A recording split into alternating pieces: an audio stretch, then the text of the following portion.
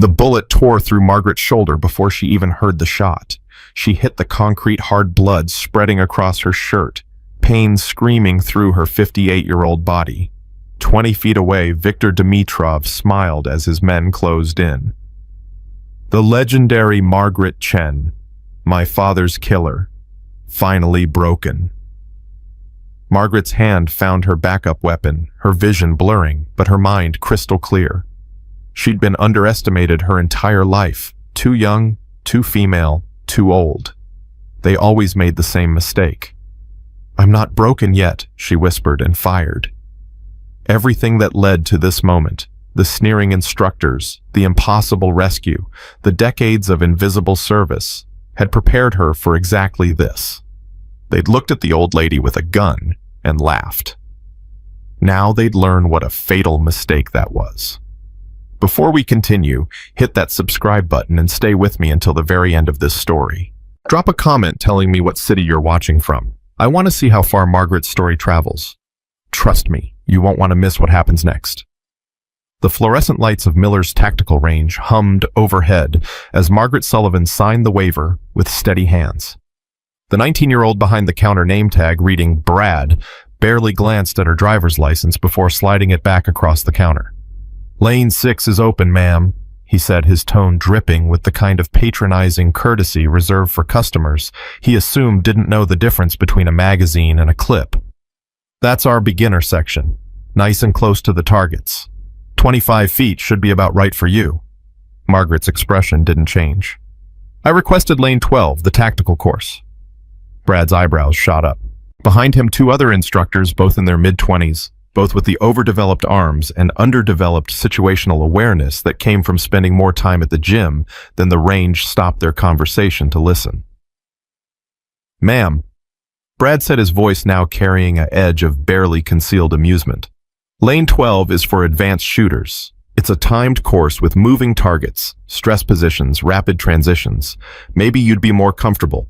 "Lane 12, Margaret repeated. Her voice was quiet, calm, and absolutely unmovable.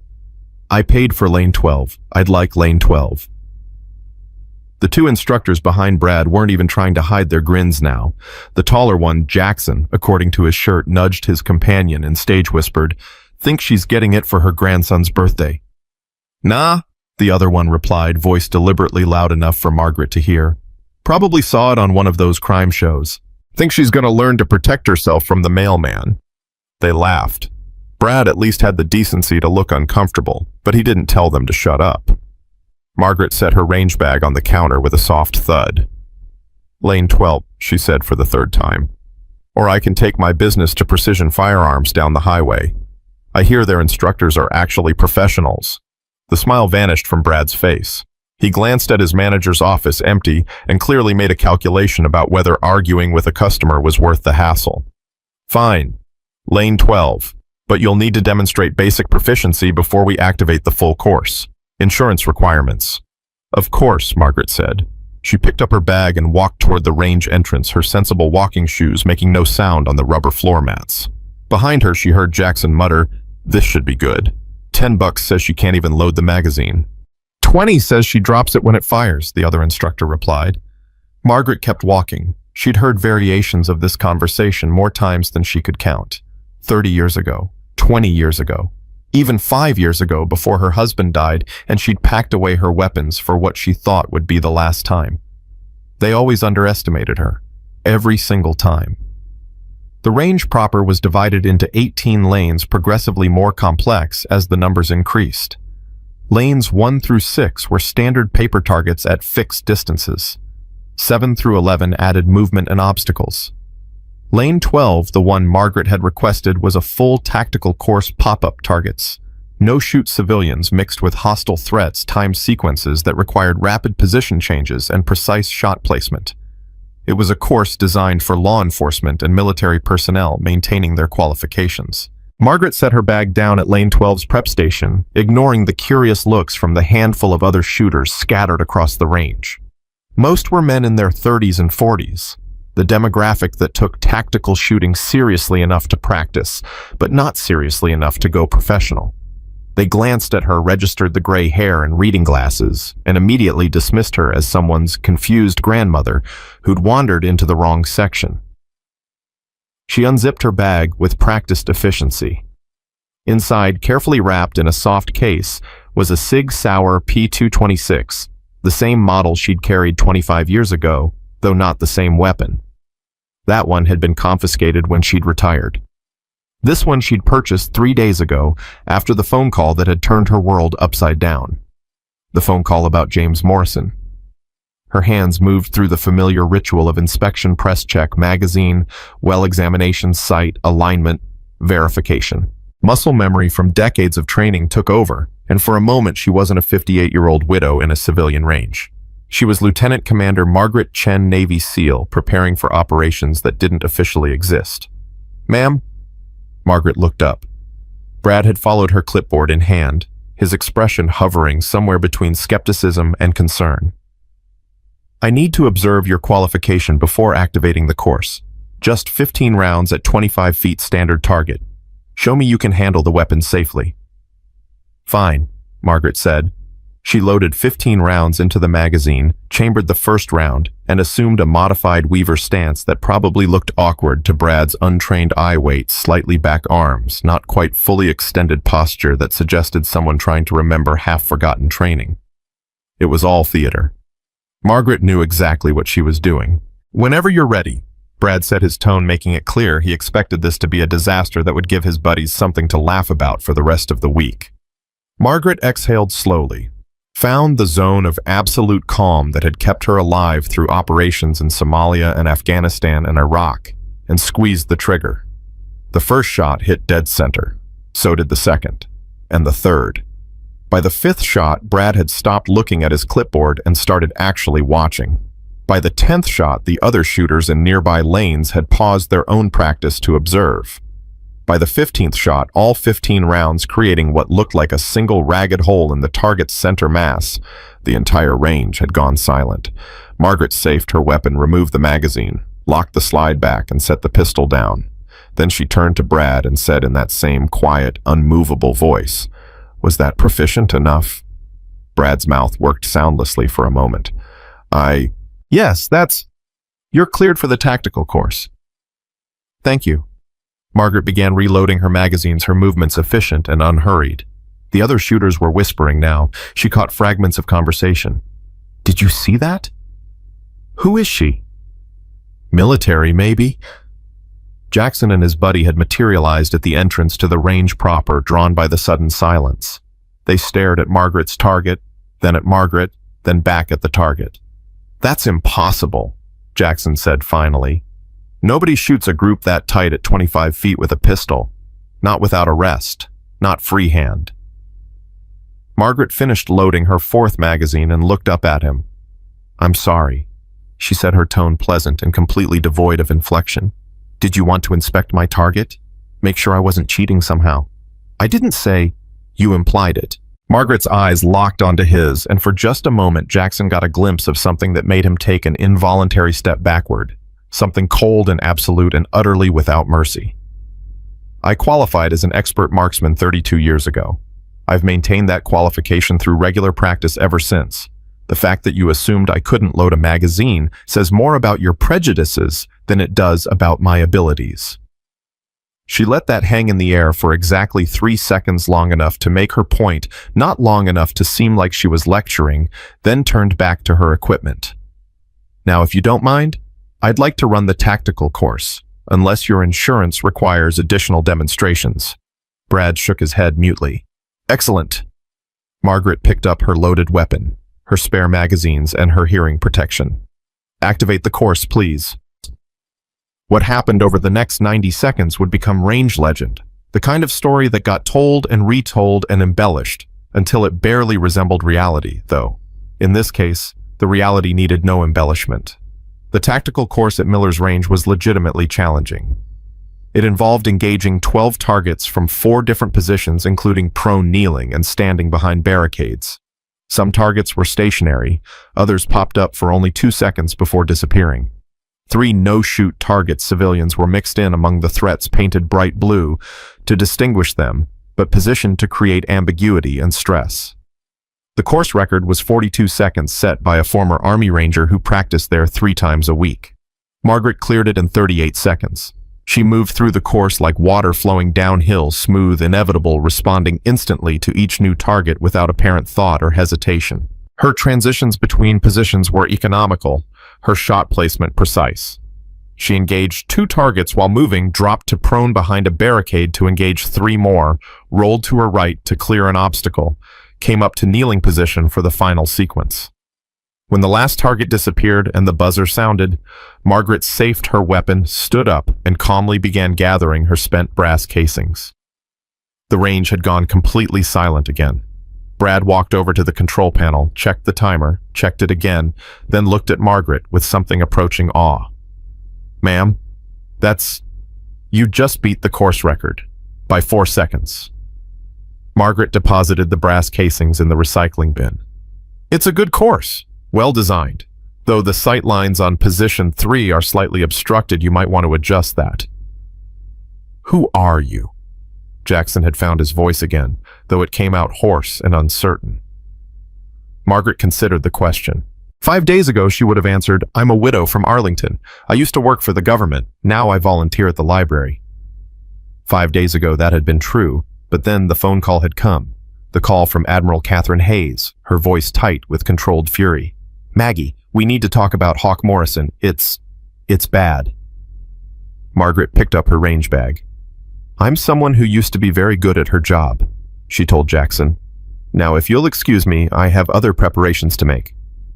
She walked out of the range, leaving behind a room full of stunned shooters and 3 instructors who would spend the rest of the day trying to figure out what the hell they'd just witnessed. Outside in the parking lot, Margaret allowed herself exactly 10 seconds to lean against her car and shake. Not from the shooting that had been almost relaxing, like slipping into comfortable old shoes, but from what the shooting represented. She'd told herself she was done with this life. After David died, David, who'd put up with 20 years of classified absences and mysterious injuries and nightmares, she couldn't explain. She'd promised herself she was finally truly retired. She'd kept that promise for 3 years. She'd been a good widow, a present grandmother, a reliable library volunteer. She'd let her tactical skills rust just enough to feel human again. Then Admiral Hayes had called. Margaret unlocked her car, tossed the range bag in the passenger seat, and pulled out her phone. She had 3 missed calls, all from the same number. She called it back. "Maggie." Admiral Hayes answered on the first ring. "Tell me you're not actually doing this." "I qualified today," Margaret said. "Muscle memory is still there. I'll need a few more days to get back to full operational capacity, but Maggie, listen to me. You can't do this. You're 58 years old. You haven't been operational in 15 years. This isn't some practice range. This is a hostile compound in the middle of the Arizona desert with at least 12 armed combatants and God knows what kind of security measures. I'm aware. You could die. I'm aware of that too." Margaret started her car but didn't pull out of the parking lot. "Katie Hawk Morrison saved my life in Mogadishu. When everyone else on that mission was ready to leave me behind, when command had written me off as KIA, Hawk went back. Alone. He dragged me 6 miles through hostile territory with a broken leg and enemy patrols on every corner. 6 miles. And when we finally reached the extraction point, he made sure I got on that helicopter before him. That was 30 years ago. That doesn't make it less true." Margaret's voice went quiet. "He's alive, Katie. Your intelligence confirms he's alive. And you're telling me the Navy won't mount a rescue because it's politically complicated. Because acknowledging that mission would mean acknowledging that women were doing classified SEAL operations before the official policy changed. It's not that simple. It's exactly that simple. You're willing to let a decorated Navy SEAL die in captivity because saving him might be embarrassing for the Pentagon's public relations." Margaret's knuckles went white on the steering wheel. "I can't live with that. I won't live with that. So you're going to run a 1-woman rescue operation against a fortified compound held by a terrorist cell led by someone who wants you specifically. Viktor Dimitrov isn't playing games, Maggie. He wants revenge for his father. This is a trap. Of course it's a trap. And you're walking into it anyway. Yes. Margaret pulled out of the parking lot, heading toward the storage facility where she'd stashed the rest of her equipment 3 years ago. But I'm not walking in blind, and I'm not walking in unprepared. I know it's a trap. Victor knows I know it's a trap. The question is, who's better at springing traps, a 40-year-old terrorist with a grudge or a woman who spent 20 years running operations he's only read about? Admiral Hayes was quiet for a long moment. I can't help you officially. I know. If this goes wrong, the Navy will deny any knowledge of your actions. I know that too. And if you somehow pull this off, there won't be any medals or commendations or public recognition. You'll still be the widow from Arlington who volunteers at the library. Katie, Margaret said gently, I stopped needing recognition 30 years ago. I need Hawk Morrison to come home alive. That's all. Another pause, then, Lieutenant Marcus Webb. Margaret's eyebrows rose. What about him? He's Hawk's godson. His father served with both of you on the Mogadishu operation. Webb is currently stationed at Little Creek SEAL Team 6. He's been asking questions about Hawk's disappearance, pushing for official action. Admiral Hayes's voice dropped even lower. If someone were to approach him unofficially, explain the situation, make it clear that no official help was coming, he might be inclined to take personal leave. Use that leave however he sees fit. It was the closest thing to approval Margaret was going to get. Thank you, Katie. Don't thank me. This conversation never happened. And Maggie, don't get killed. David would never forgive me. The line went dead. Margaret drove in silence for 10 minutes processing the conversation. Then she pulled over and made another call, this one to a number she hadn't dialed in 16 years. Arlington Central Library, this is Susan. Susan, it's Margaret Sullivan. I need to take a leave of absence. Family emergency. I'm not sure how long I'll be gone. Oh no, is everything all right? It will be, Margaret said, hoping that was true. I just need to take care of something that can't wait. After she hung up, Margaret sat in her car and allowed herself one moment of brutal honesty. Admiral Hayes was right, this was insane. She was 58 years old. Her knees ached in the morning. She needed reading glasses. She got winded climbing the stairs to her apartment. She was not the operator she'd been at 28, but she was smarter, more patient, better at reading situations and people. And she had something Victor Dimitrov didn't have: nothing left to lose. David was gone. Her daughter Sarah was grown and independent. She'd lived a full life, done work that mattered, made a difference. If she died trying to save Hawk Morrison, she'd die doing something that mattered more than slowly fading away in a quiet apartment surrounded by memories. Margaret put the car back in drive and headed toward the storage facility. She had 72 hours to prepare, 72 hours to become operational again, 72 hours to remember everything that had kept her alive through missions that officially never happened. 72 hours to prove that the most dangerous thing in any room wasn't the youngest or strongest person. It was the one everyone underestimated. The storage facility smelled like dust and motor oil and forgotten memories. Margaret's unit was climate-controlled, necessary for preserving certain types of equipment, and located in the back corner away from the casual traffic of people storing holiday decorations and old furniture. She keyed in her access code and rolled up the metal door. Inside, covered with a tarp and locked in a reinforced trunk, was the equipment she'd accumulated over 20 years of classified operations. Equipment she'd been allowed to keep after retirement, with the understanding that it would remain secured and unused unless authorized. Well, she was authorizing herself now. The trunk opened with a combination that hadn't been used in 3 years, but remained burned into her memory. Inside, tactical gear, body armor, communications equipment, specialized weapons that definitely weren't available to civilians through normal channels. And underneath everything else, wrapped in oilcloth and tucked into a waterproof case, was her father's medal, Navy Cross, awarded posthumously after his death during a training exercise that wasn't actually a training exercise. Margaret had been 8 years old when the officers came to the door, 23 when she finally learned the truth about what had happened. Her father had died stopping a terrorist attack on a military transport, saved 300 soldiers. Received a medal that got locked in a vault because the operation was classified. She'd followed in his footsteps, knowing she'd probably end up with the same fate: classified missions, classified valor, classified death. But she was still here, and Hawk Morrison was still alive somewhere in the Arizona desert, waiting for someone to come for him. Margaret began methodically checking each piece of equipment, testing batteries, examining seals, verifying functionality. Her body might be older, but her tactical mind was as sharp as ever. "Mom." Margaret spun, hand instinctively moving toward her weapon before she recognized the voice.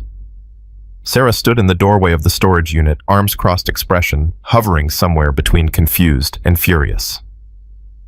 Her daughter, 32 years old, electrical engineer, mother of two, practical and sensible, and absolutely not supposed to be here.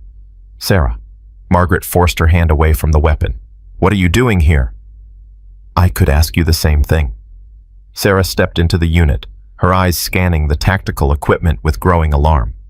"I called the library.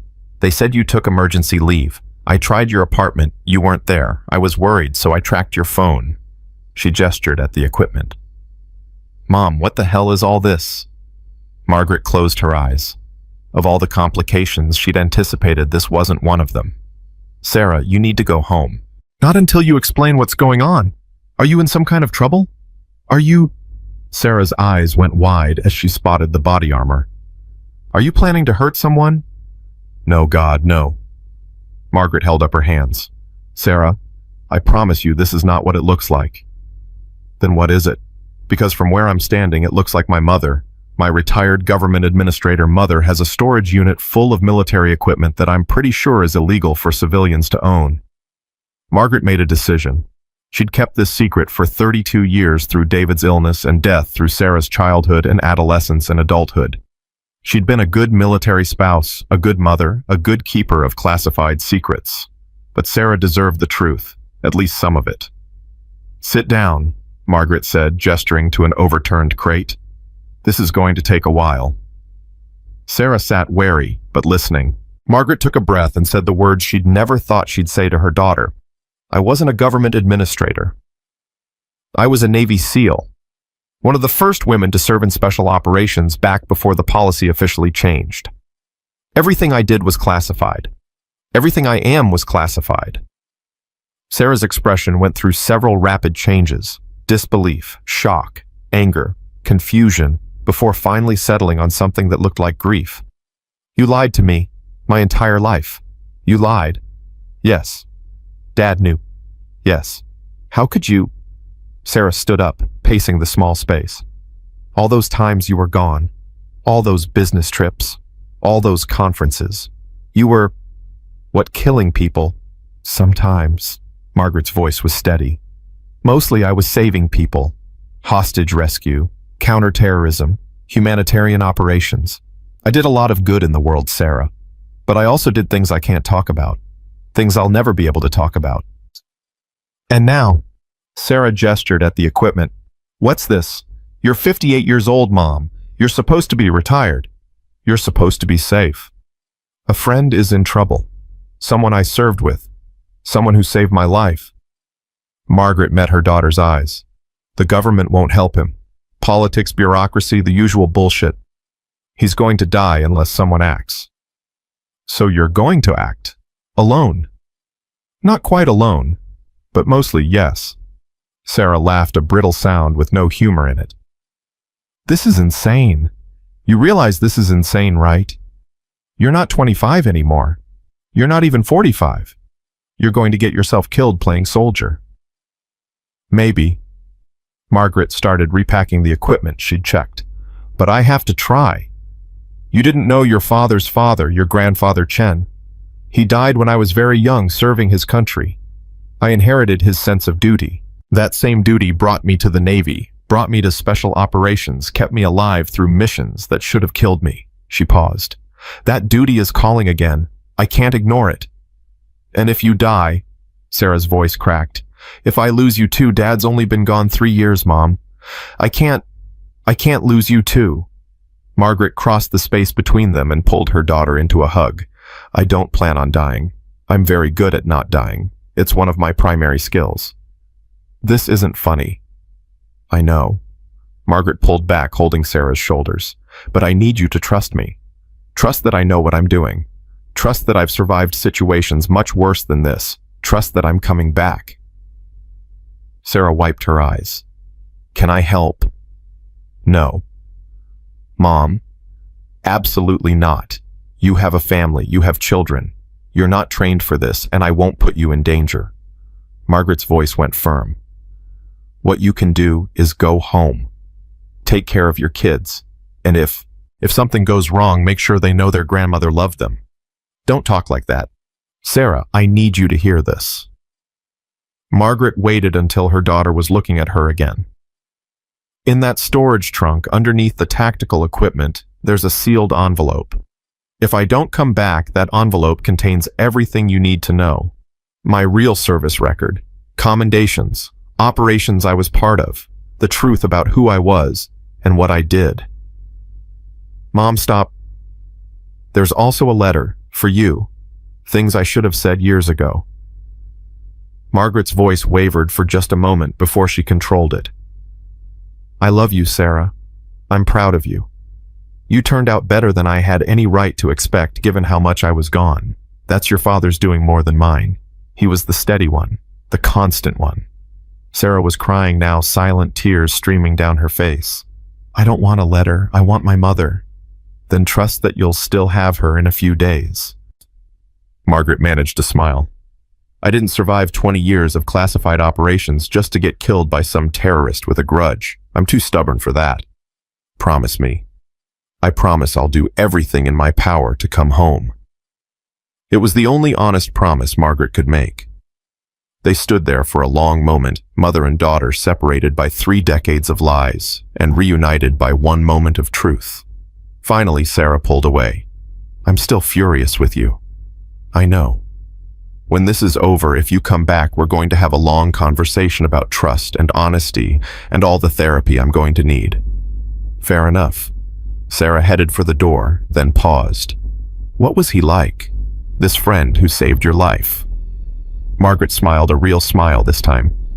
Hawk Morrison.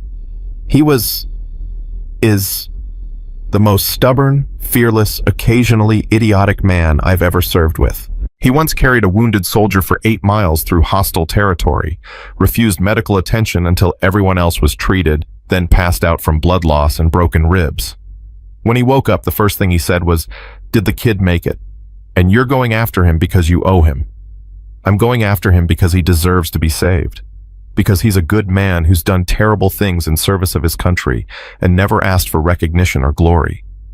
Because he'd do the same for me. Margaret's voice went quiet. And because if I don't try, I'll spend the rest of my life wondering if I could have made a difference. Sarah nodded slowly. Okay. I don't understand. But okay. After her daughter left, Margaret finished her equipment check in silence. Then she pulled out her phone and dialed the number Admiral Hayes had given her. Lieutenant Marcus Webb answered on the 3rd ring. Hello. Lieutenant Webb, my name is Margaret Chen. I served with your father in Mogadishu. I need to talk to you about Hawk Morrison. Marcus Webb arrived at the coffee shop 20 minutes early, which told Margaret everything she needed to know about him. He sat facing the door back to the wall, choosing the tactical position instinctively.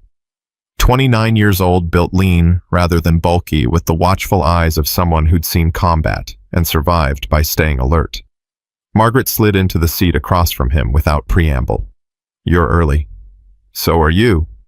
Marcus studied her face clearly, trying to reconcile this gray-haired woman with the legendary operator his father had talked about. My dad said you were the toughest person he ever served with. Said you once kept fighting with a collapsed lung and 2 broken ribs.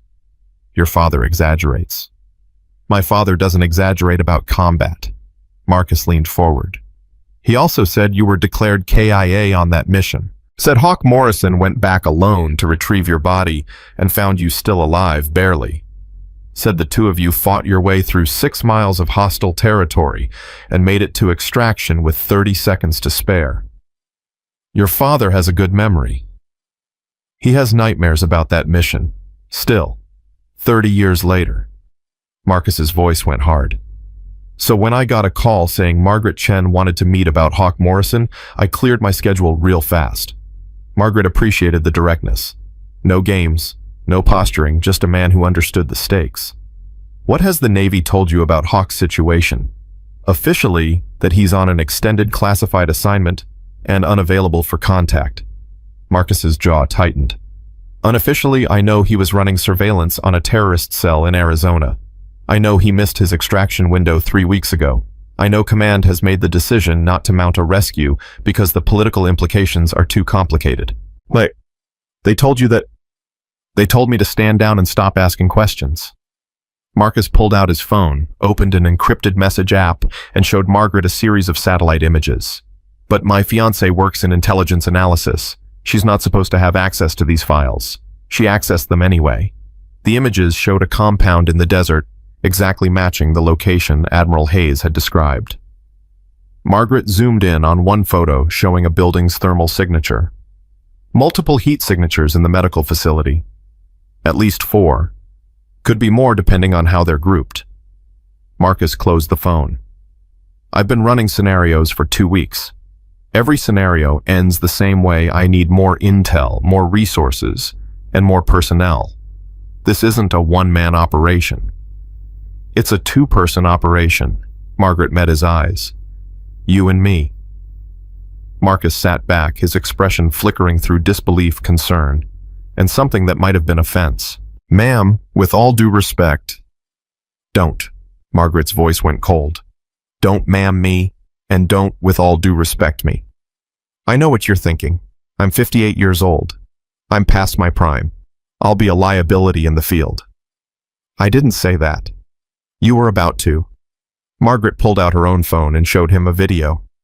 This was recorded yesterday at Miller's tactical range. Watch. The video showed her running the tactical course. Marcus watched in silence, his expression changing as the seconds ticked by. When it ended, he looked up at her with new calculation in his eyes. That's impressive. But a practice range isn't the same as a hostile compound with live enemies. You think I don't know that? Margaret's voice stayed level but gained an edge. Lieutenant Webb, I spent 20 years running operations in hostile territory.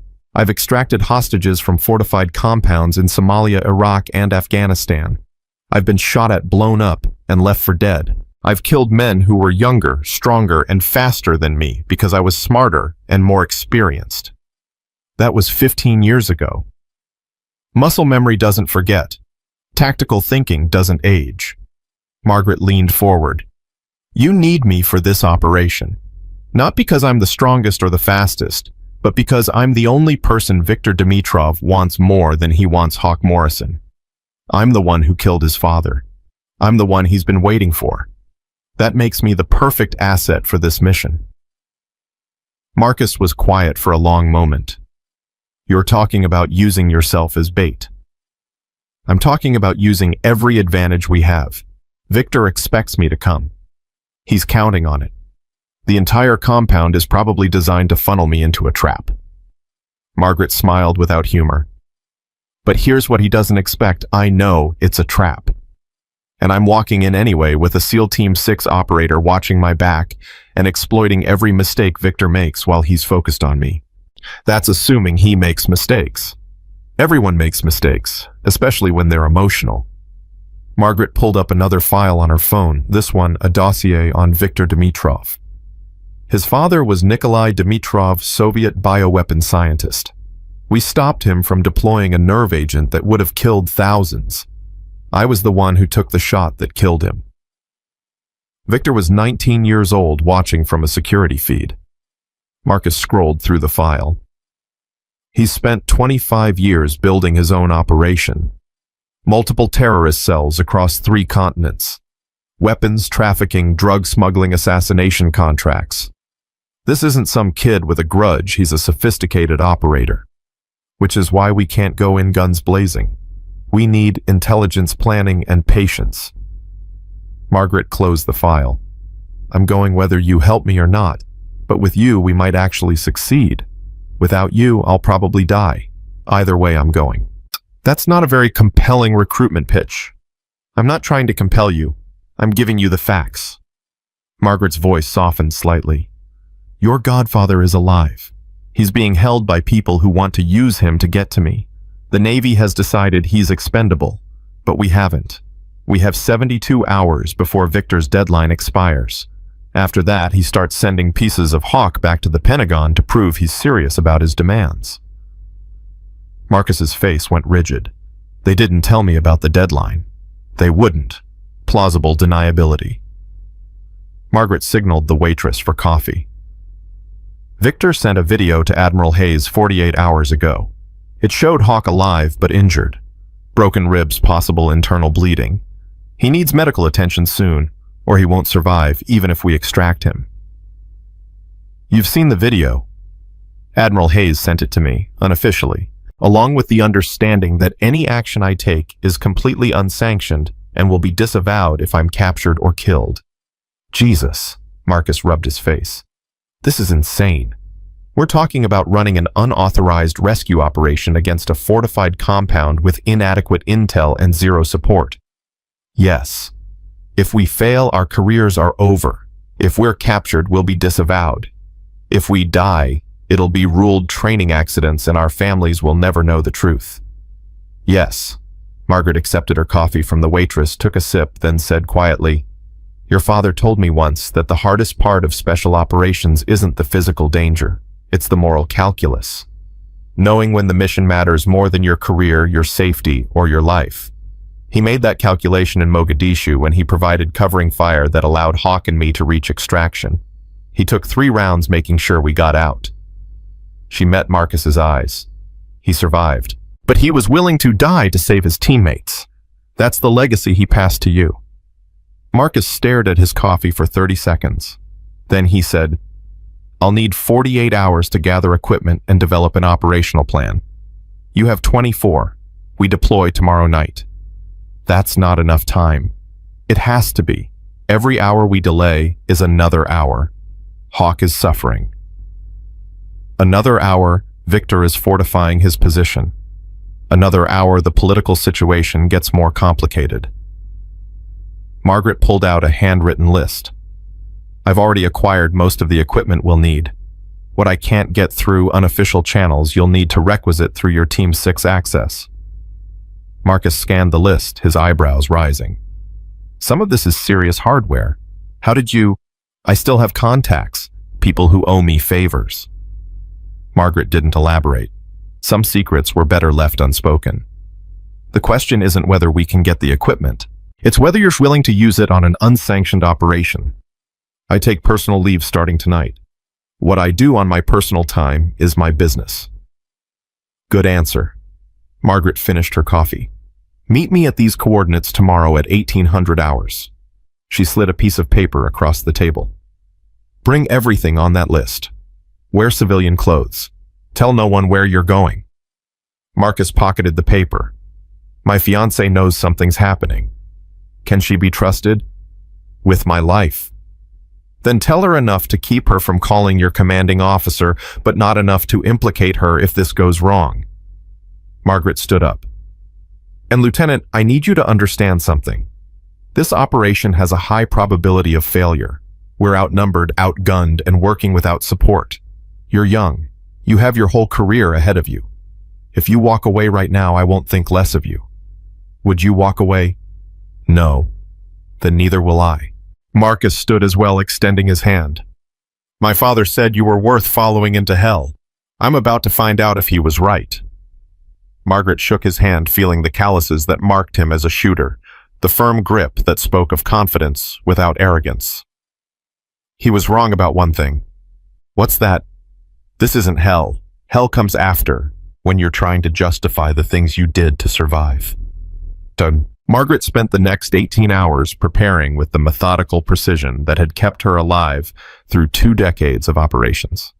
Sleep was a luxury she couldn't afford. Instead, she ran through tactical scenarios, reviewed satellite imagery, and forced her body through training exercises that left her muscles screaming and her joints aching. She was not 28 anymore. Her body made that clear with every sprint, every drop to prone, every tactical roll. but her mind compensated, finding efficient movements where youth would rely on brute force. At 0300 hours, her phone buzzed. "Sarah." "You're still awake," her daughter said without preamble. "So are you." "I can't sleep. I keep thinking about—" Sarah's voice cracked. "Mom, I looked you up. After you told me the truth, I used my security clearance to access your service record." Margaret's blood went cold. "Sarah, those files are classified." "I know. I'll probably face consequences. But I needed to know." Sarah was crying now. "You have 3 silver stars, 2 bronze stars with valor, a Navy Cross. You saved 73 lives in combat. You killed 47 enemy combatants. You were declared KIA twice and came back both times." "Sarah, and now you're going to do it again. You're going to run some impossible mission because that's what you do. That's who you are." Sarah took a shuddering breath. "I'm sorry I didn't understand before. I'm sorry I thought you were just ordinary. I am ordinary. I just had an extraordinary job." "No, Mom, you're not ordinary. You're a hero. And I spent my whole life not knowing it because your heroism was classified." Sarah's voice strengthened. "So I need you to know something. If you don't come back, if this mission is your last, I want you to know I'm proud of you. I'm proud of what you did. I'm proud of who you are." Margaret's throat tightened. "I'm coming back. Promise me." "I can't promise that, but I can promise I'll fight like hell to make it happen." "Then fight.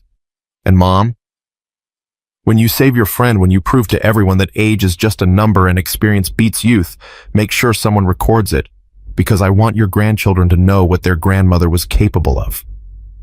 After they hung up, Margaret allowed herself 2 minutes to cry. 2 minutes to feel the weight of everything she'd sacrificed, everything she'd hidden, everything she'd been. Then she wiped her eyes, finished her preparations, and drove to the meeting coordinates. Marcus was already there, his truck loaded with equipment cases that definitely weren't filled with camping gear. He looked tired but alert, running on the same adrenaline and duty that powered Margaret. "My CO called me this morning," he said as Margaret approached. "Asked if I knew anything about Margaret Chen, making inquiries about Hawk Morrison." "What did you say?" "I said I'd never heard of Margaret Chen. Then I submitted my leave paperwork and turned off my phone." Marcus opened the back of his truck.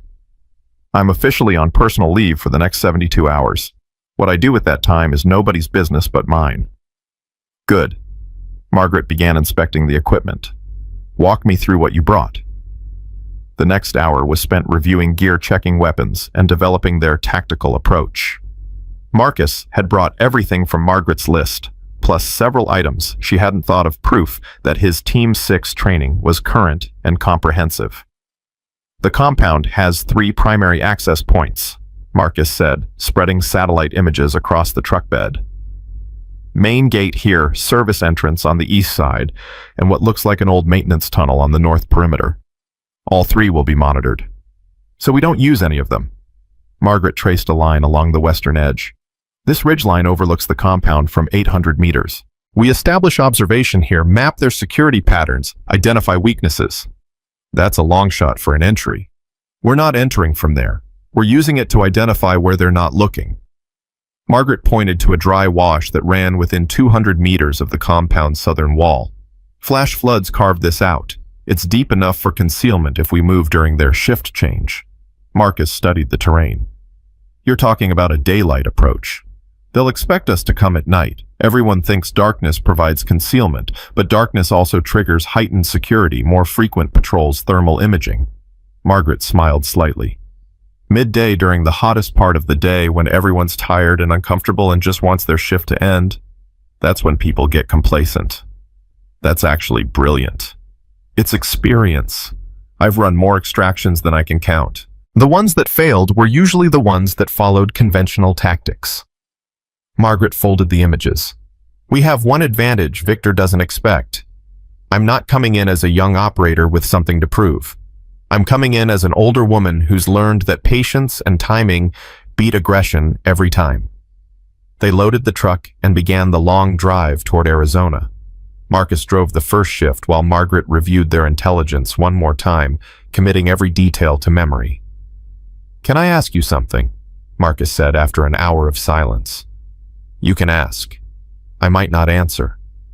"Why didn't you tell your daughter about who you were, what you did?" Margaret was quiet for a moment. "Because I wanted her to have a normal life. I wanted her to grow up without fear, without the knowledge that her mother was constantly in danger. I wanted her to be proud of me for ordinary reasons, good grades, soccer games, college graduation, not for classified operations she could never talk about." "Did it work?" "For 32 years, yes. She had a normal childhood, a stable life. She never had to worry about whether I was coming home." Margaret stared out the window at the passing desert. But the cost was that she never really knew me. Not the real me. The person I was before I became a mother and a widow. "Do you regret it?" "Every single day. But I'd make the same choice again." Margaret glanced at him. "Are you close with your fiancé?" "Very. We've been together for 5 years, getting married next spring." "Does she know what you really do?" "She knows I'm a SEAL. She knows I deploy frequently and can't talk about my work. She doesn't know the details." Marcus's hands tightened on the wheel. "I tell myself it's to protect her, but maybe I'm just protecting myself from her judgment." "What would she think if she knew you were on this mission?" "She'd be terrified. And proud. Probably in equal measure." Marcus was quiet for a moment. "She lost her brother in Afghanistan, IED attack, so she understands duty and sacrifice, but she also understands loss." "Then when this is over, tell her the truth. All of it. Don't make my mistake of waiting 30 years to be honest with the people you love." They drove through the night, switching drivers every 2 hours, stopping only for gas and bathroom breaks.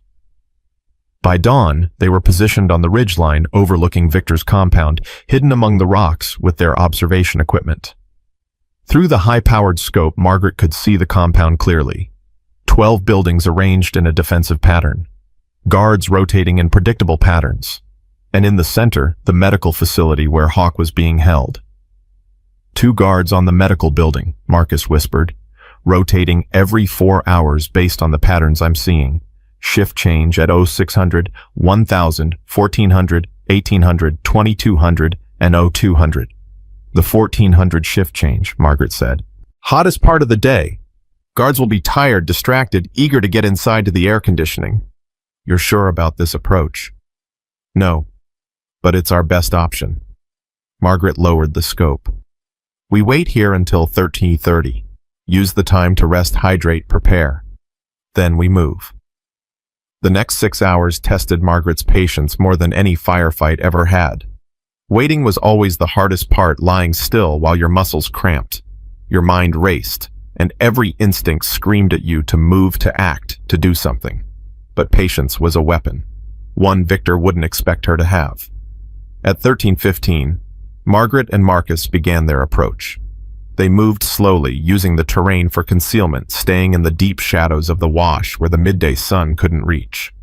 Margaret's knees protested every crouch, every crawl, but she ignored the pain. Pain was just information.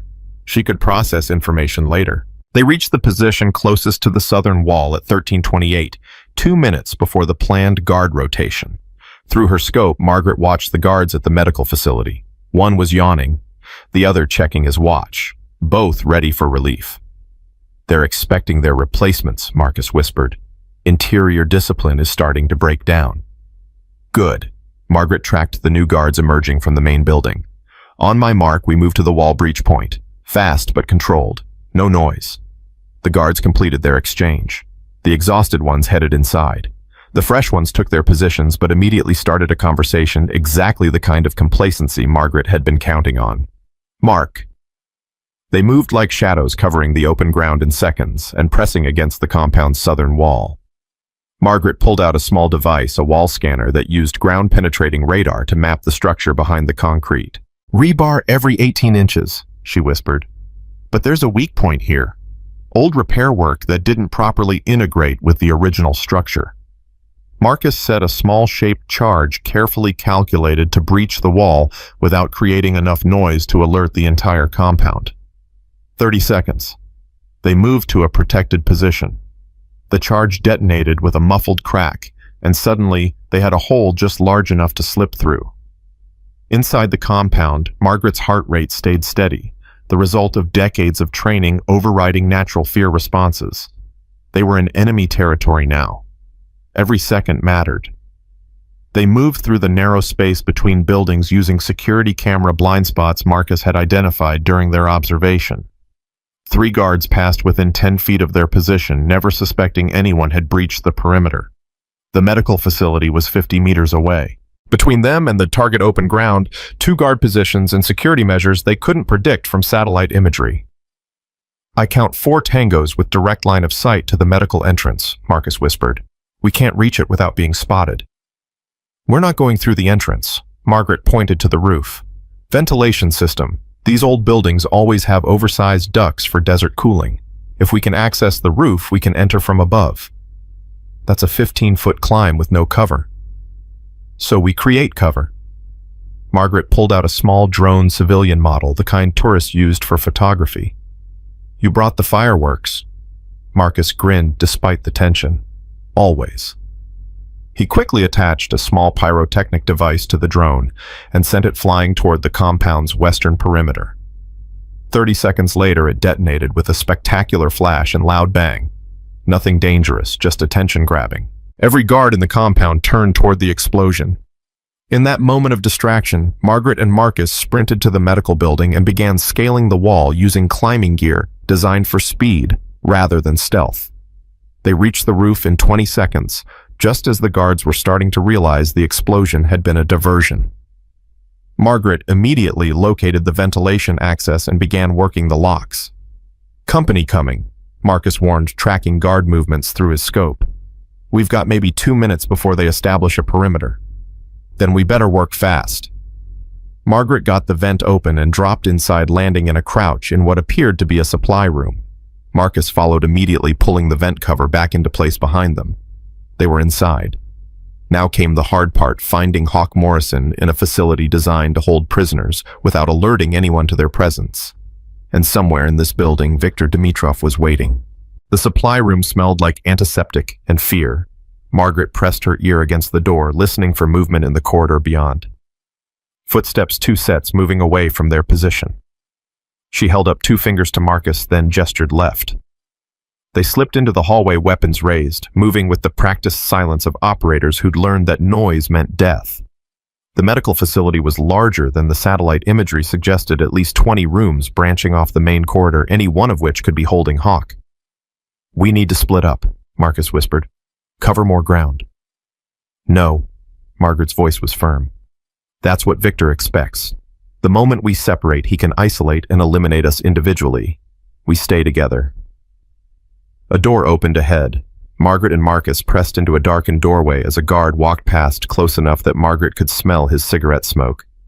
He passed without seeing them, but her heart hammered against her ribs. They'd been inside less than 3 minutes and already had multiple close calls. The next room they checked was empty, except for medical equipment that looked decades old. The room after that contained 3 beds, all empty, but recently used based on the rumpled sheets. The third room was locked with a keypad entry system. "This one," Margaret said quietly. Electronic locks meant something valuable inside. Marcus pulled out a bypass device, but before he could attach it, the keypad beeped and the door opened from the inside. A doctor emerged, white coat, stethoscope, tired eyes that went wide when he saw Margaret's weapon pointed at his chest. "Don't make a sound," Margaret whispered in Russian. A gamble, but Viktor's operation had Soviet roots. "Where is the American prisoner?" The doctor's hands went up slowly. "Please, I'm just trying to help." "Where is he?" Margaret pressed the barrel against the doctor's sternum. "Last chance. Room 7, end of the hall." "But you can't!" Margaret struck him precisely behind the ear, catching his body before it hit the floor. They dragged him into the room zip-tied. His hands and feet gagged him with medical tape. "Room 7, Marcus said. "That's past 2 guard stations." Then we go around. Margaret studied the facility layout, mentally mapping the building from what they'd observed. These old Soviet-style structures always have service corridors for maintenance, should run parallel to the main hallway. They found the service corridor access behind a supply cabinet. The passage was narrow, dark, and smelled like mold, but it ran the length of the building. Through ventilation grates, they could see into the rooms they passed. Room 4, empty. Room 5, 2 guards playing cards. Room 6, equipment storage. Room 7. Through the grate, Margaret could see him. Hawk Morrison, strapped to a hospital bed, his face bruised and swollen. An IV line ran into his arm. Monitoring equipment beeped steadily. He was alive, but barely. His chest moved with shallow breaths that suggested broken ribs, or worse. 2 guards stood inside the room. A third sat in a chair by the door reading a magazine. 3 tangos, Marcus whispered. We can't take them quietly, not all 3 at once. We don't have to. Margaret pulled out a small gas canister sedative compound, fast-acting but short duration. Vent system feeds directly into that room. 30 seconds after release, they'll be unconscious. We'll have maybe 3 minutes before someone notices they missed their radio check. That's not enough time to extract Hawk and get clear. I know. Margaret met his eyes. Which is why you're taking Hawk out the way we came in. I'll create a diversion, pull security away from your exit route. That's suicide. That's tactics. Victor wants me, not you.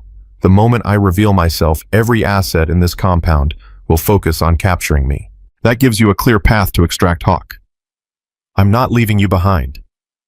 You're not leaving me. You're completing the mission. Margaret's voice went hard.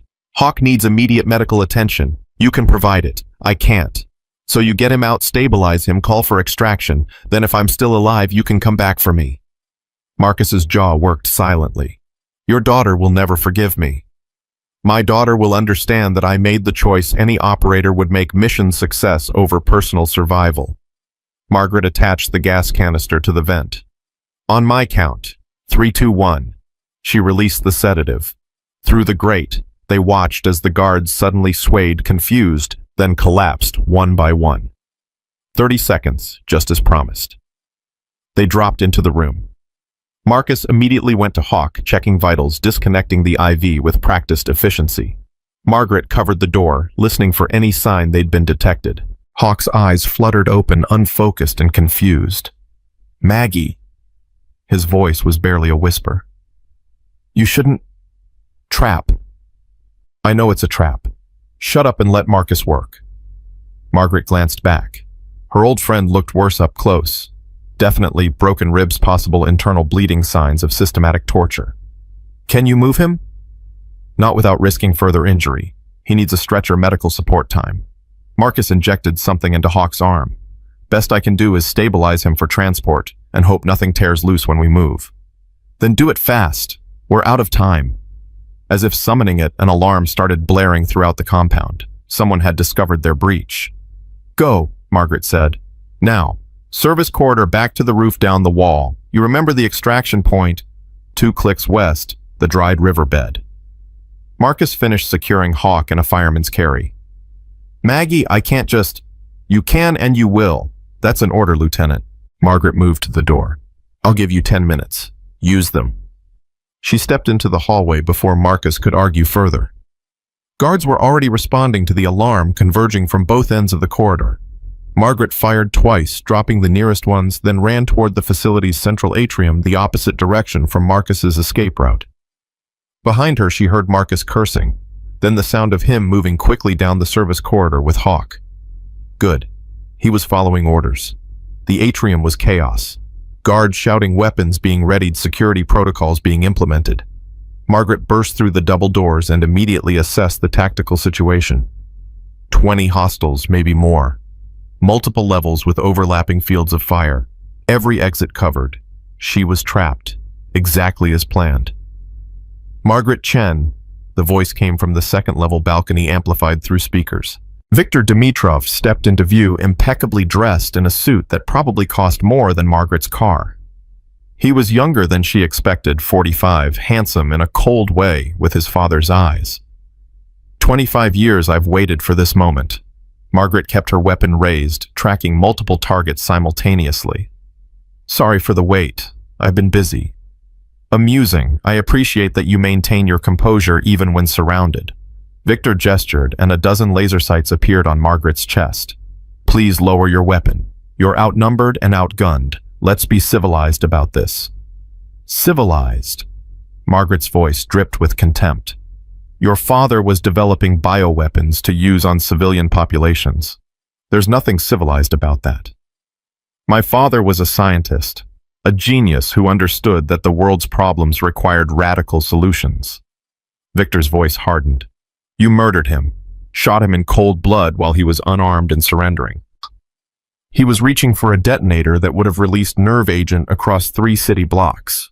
I didn't murder him, I stopped a terrorist. Margaret slowly lowered her weapon but didn't release it. And now you're following in his footsteps, building your own terrorist network, trafficking weapons, planning attacks. Like father, like son. You know nothing about me. I know you grabbed Hawk Morrison as bait. I know you've been waiting 25 years for revenge. I know you're so focused on making me pay that you're about to make a critical mistake. Victor's smile didn't reach his eyes. And what mistake would that be? You assumed I came alone. For just a second, Victor's certainty flickered. In that second, Margaret moved. She threw a flashbang toward the guards clustered near the east exit dove behind a concrete planter and came up firing, 3 guards down before they could react. The atrium erupted into gunfire. Rounds sparked off concrete, shattered glass tore through furniture. Margaret kept moving, using the chaos she'd created to stay ahead of the targeting solutions. She wasn't trying to win this fight, just survive it long enough for Marcus to clear the compound with Hawk. She counted seconds in her head. 60 since Marcus left the medical room. He'd need at least 5 minutes to reach the roof access, another 3 to make the descent, 2 more to reach the perimeter wall. 10 minutes total. She had to last 10 minutes. A guard rushed her position. Margaret shot him twice center mass, then rolled to new cover as his companions returned fire. Her old body protested the movement joints, screaming, but she ignored it. Pain later, survival now. Stop firing! Victor's voice cut through the chaos. I want her alive! The gunfire ceased, but the laser sights remained locked on her position. Margaret used the pause to check her ammunition. 2 magazines left, maybe 50 rounds. Against 20+ hostiles. There's no escape, Victor called out. Every exit is covered. Your friend is already being recaptured by my exterior teams. Surrender now and I'll make this quick. Margaret said nothing, instead, using the time to map the atrium's architecture. 3 levels connected by open stairs. Windows on the upper levels, bullet-resistant glass but not bulletproof. A skylight above that looked like it might be vulnerable. I know what you're thinking, Victor continued. You're calculating odds, looking for tactical advantages, planning some desperate gambit. But Margaret, you're 58 years old. How long can you really keep this up? How many more times can you dive and roll before your body simply gives out? He wasn't wrong. Margaret's knees were already throbbing, her shoulder aching from the recoil, her breathing coming harder than it should. She was running on experience and stubbornness, but those only carried you so far against youth and numbers. 5 minutes, she said quietly, more to herself than anyone else. Marcus needed 5 more minutes. What was that? Victor leaned over the balcony railing. Did you say something? Margaret popped up from cover and fired at the skylight. The glass cracked but didn't shatter. She ducked back as return fire forced her down. Interesting. Victor sounded genuinely curious. You're not trying to escape. You're buying time. For whom, I wonder, Commander Morrison is secured. You came alone, or so you claimed. Unless... His voice went cold. Search the compound. Find whoever else is here. Now. Guards scattered, following orders with military precision. Margaret's window was closing. If they found Marcus before he cleared the compound, this entire operation failed. She stood up, stepped out of cover, weapon hanging loose at her side. You want me, Victor? Here I am. Let's finish this. You and me. No guards, no backup. Just the 2 of us settling accounts for your father. Victor studied her for a long moment. You think I'm fool enough to accept a challenge from a desperate woman? I think you've spent 25 years building up this moment in your mind. The legendary Margaret Chen, the woman who killed your father, finally at your mercy. But if your guards are the ones who capture me, if they're the ones who bring me down, then your revenge is hollow. You didn't beat me, they did. It was a transparent manipulation playing on ego and emotion. But Victor was his father's son, and his father had been brilliant, but arrogant. That arrogance had gotten him killed. That arrogance might save Margaret's life. Fine. Victor pulled out a pistol, checked the magazine with practiced ease. Clear the atrium, give us space, but stay close when I'm finished. I want her medical team ready. She's going to suffer a very long time before she dies. The guards withdrew, taking positions outside the atrium, but remaining within sight. Margaret counted 13 visible, probably more in reserve. Even if she beat Victor, she wasn't walking out of here. But that was fine. She just needed to buy time. Victor descended the stairs slowly, his weapon trained on Margaret, but not firing. They faced each other across 20 feet of open space. The older woman who'd killed his father, the younger man who'd spent half his life planning revenge. "Before we begin," Victor said, "I want you to know that your friend Morrison suffered. Broken bones, psychological torture, medical experiments. I made sure he experienced a fraction of what you took from me when you murdered my father. Your father was a monster who weaponized diseases. Hawk Morrison is a decorated soldier who spent his life protecting people. They're not comparable. From where I stand, you're both soldiers who killed in service of your governments. The only difference is which flag you served." Victor's gun didn't waver. "My father believed in a world order beyond nationalism. He believed in science, progress, evolution beyond primitive tribal loyalties.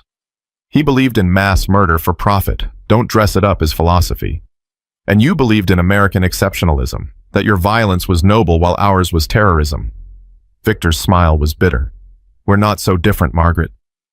We both kill for what we believe in. The only difference is who writes the history. The difference is I stopped people from dying.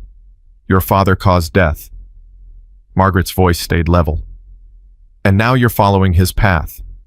The bioweapon I saw in your research files, you're planning to use it, aren't you? That's what this is really about. Not just revenge, but continuation. You want to finish what he started." Victor's expression confirmed it before he spoke. "Fort Huachuca, military intelligence base. 3,500 soldiers and civilians. The bioweapon will breach security systems using your friend Morrison's biometric data, then disperse through the ventilation. Symptoms begin in 6 hours, death in 72. Untreatable, unstoppable." Margaret's blood went cold. "You're insane." "I'm committed. There's a difference." Victor raised his weapon slightly. "And you're stalling. Your associate, whoever you brought, has had enough time to clear the immediate area. My exterior teams will capture him shortly. Your diversion bought him nothing except delaying the inevitable." He was right about the stalling. Margaret's internal clock had counted past 10 minutes.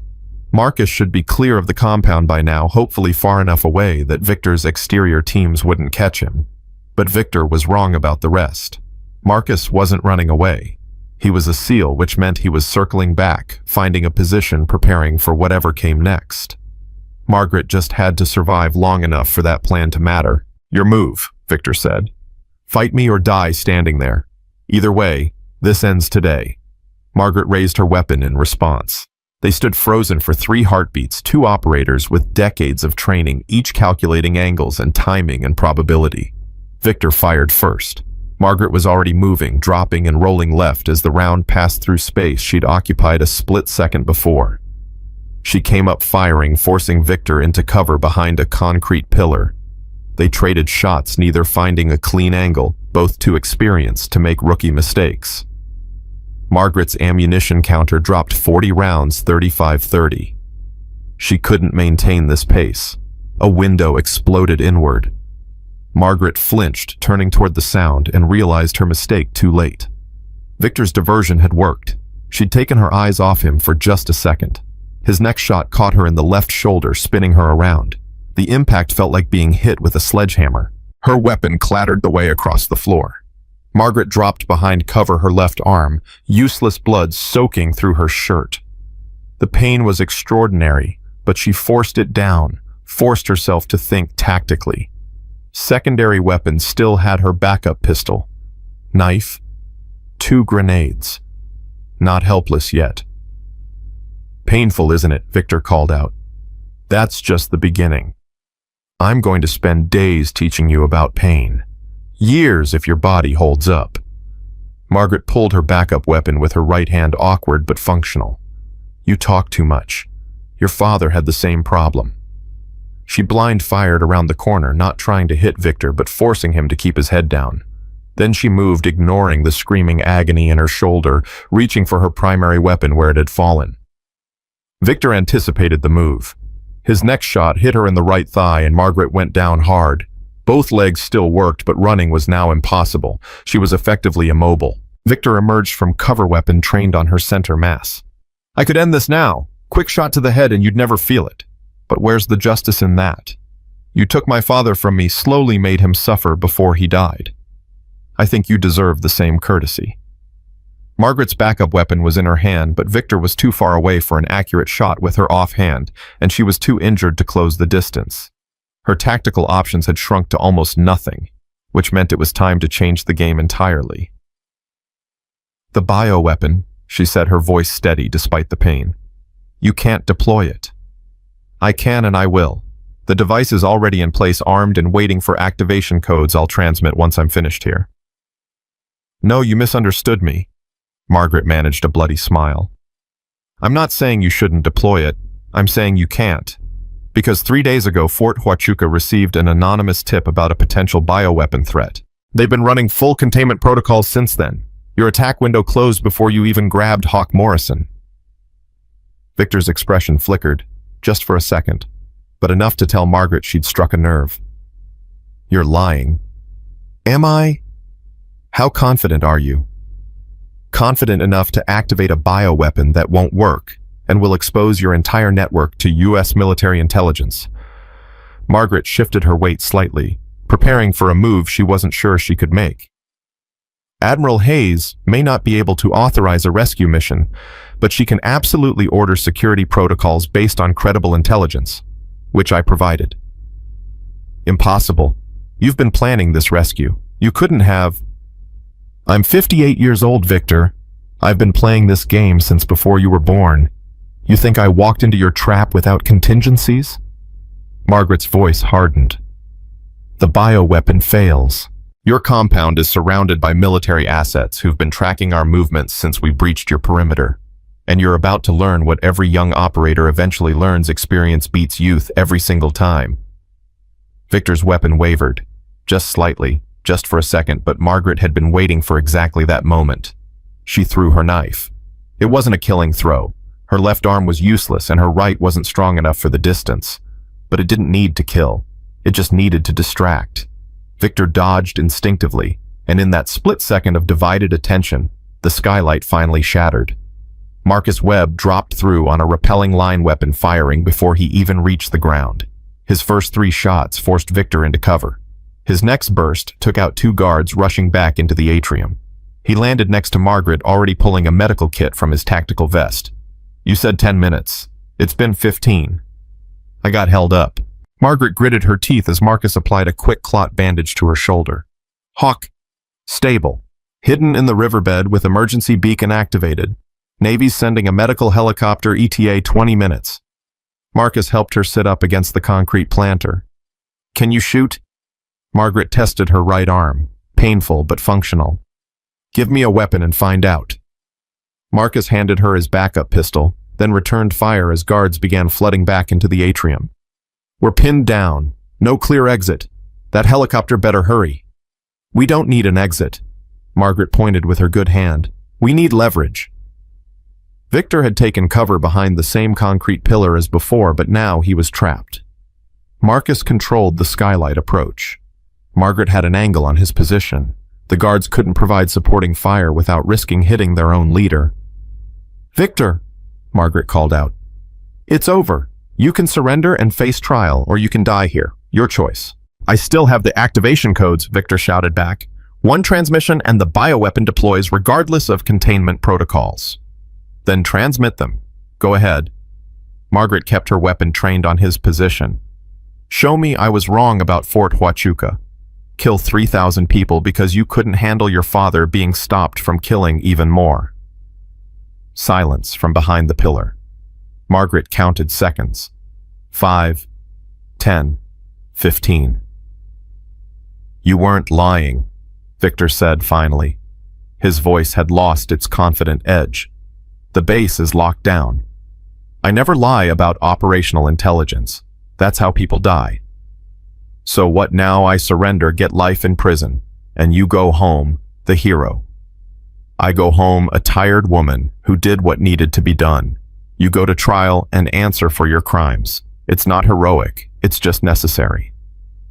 More silence. Then Victor stepped out from cover, his weapon on the ground, hands raised. I surrender. Marcus kept his weapon trained on Victor as he approached, zip-tied his hands behind his back with professional efficiency. Target secured.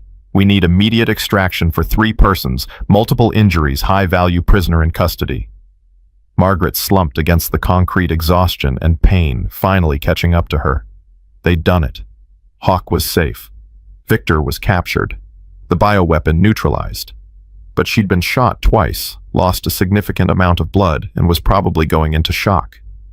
Her body, which had carried her through this operation on pure stubborn will, was finally demanding payment. Stay with me, Marcus said, moving back to her position. Medic's on the way. I'm not going anywhere. Margaret's voice was getting weaker. Tell Sarah. Tell my daughter I kept my promise. You can tell her yourself. Marcus applied pressure to her thigh wound. You don't get to die after that speech about experience beating youth. You have to live long enough to prove it. Margaret laughed, which turned into a cough that sent spikes of pain through her shoulder. Deal. The helicopter rotors grew louder overhead, but Margaret barely heard them through the ringing in her ears. Marcus was talking to someone on his radio, coordinating extraction, but his words sounded distant and muffled. She recognized the signs, shock setting in her body, finally acknowledging the damage it had sustained. Margaret, stay awake. Marcus's face appeared in her field of vision. Medical team is 90 seconds out. You need to stay conscious. I'm conscious, she said, though her voice sounded strange even to herself. Just resting my eyes. No resting. Talk to me. Tell me about Mogadishu. Margaret forced her eyes open. You want war stories now? I want you talking. Conscious people talk. Marcus applied fresh pressure to her thigh wound, and the pain snapped her back to full awareness. My dad said you fought for 6 hours straight with a collapsed lung. True or exaggeration? 5 hours. He exaggerates. Margaret tried to shift position and immediately regretted it. Collapsed lung was the easy part. The hard part was convincing Hawk to leave me behind. He didn't, though. No. Stubborn bastard came back, dragged me 6 miles while I bled all over him. Margaret coughed, tasted copper. Told him I'd kill him if we survived. He laughed. You two must be close. Close as you can be with someone who's seen you at your worst and still thinks you're worth saving. Margaret's vision blurred, then cleared. Where is he now? Still in the riverbed with the emergency beacon. The first helicopter will extract him more critical injuries. Second bird is coming for us and Victor. Marcus checked his watch. 60 seconds. Victor sat against the wall nearby, hands zip-tied, blood trickling from where Marcus had hit him during the takedown.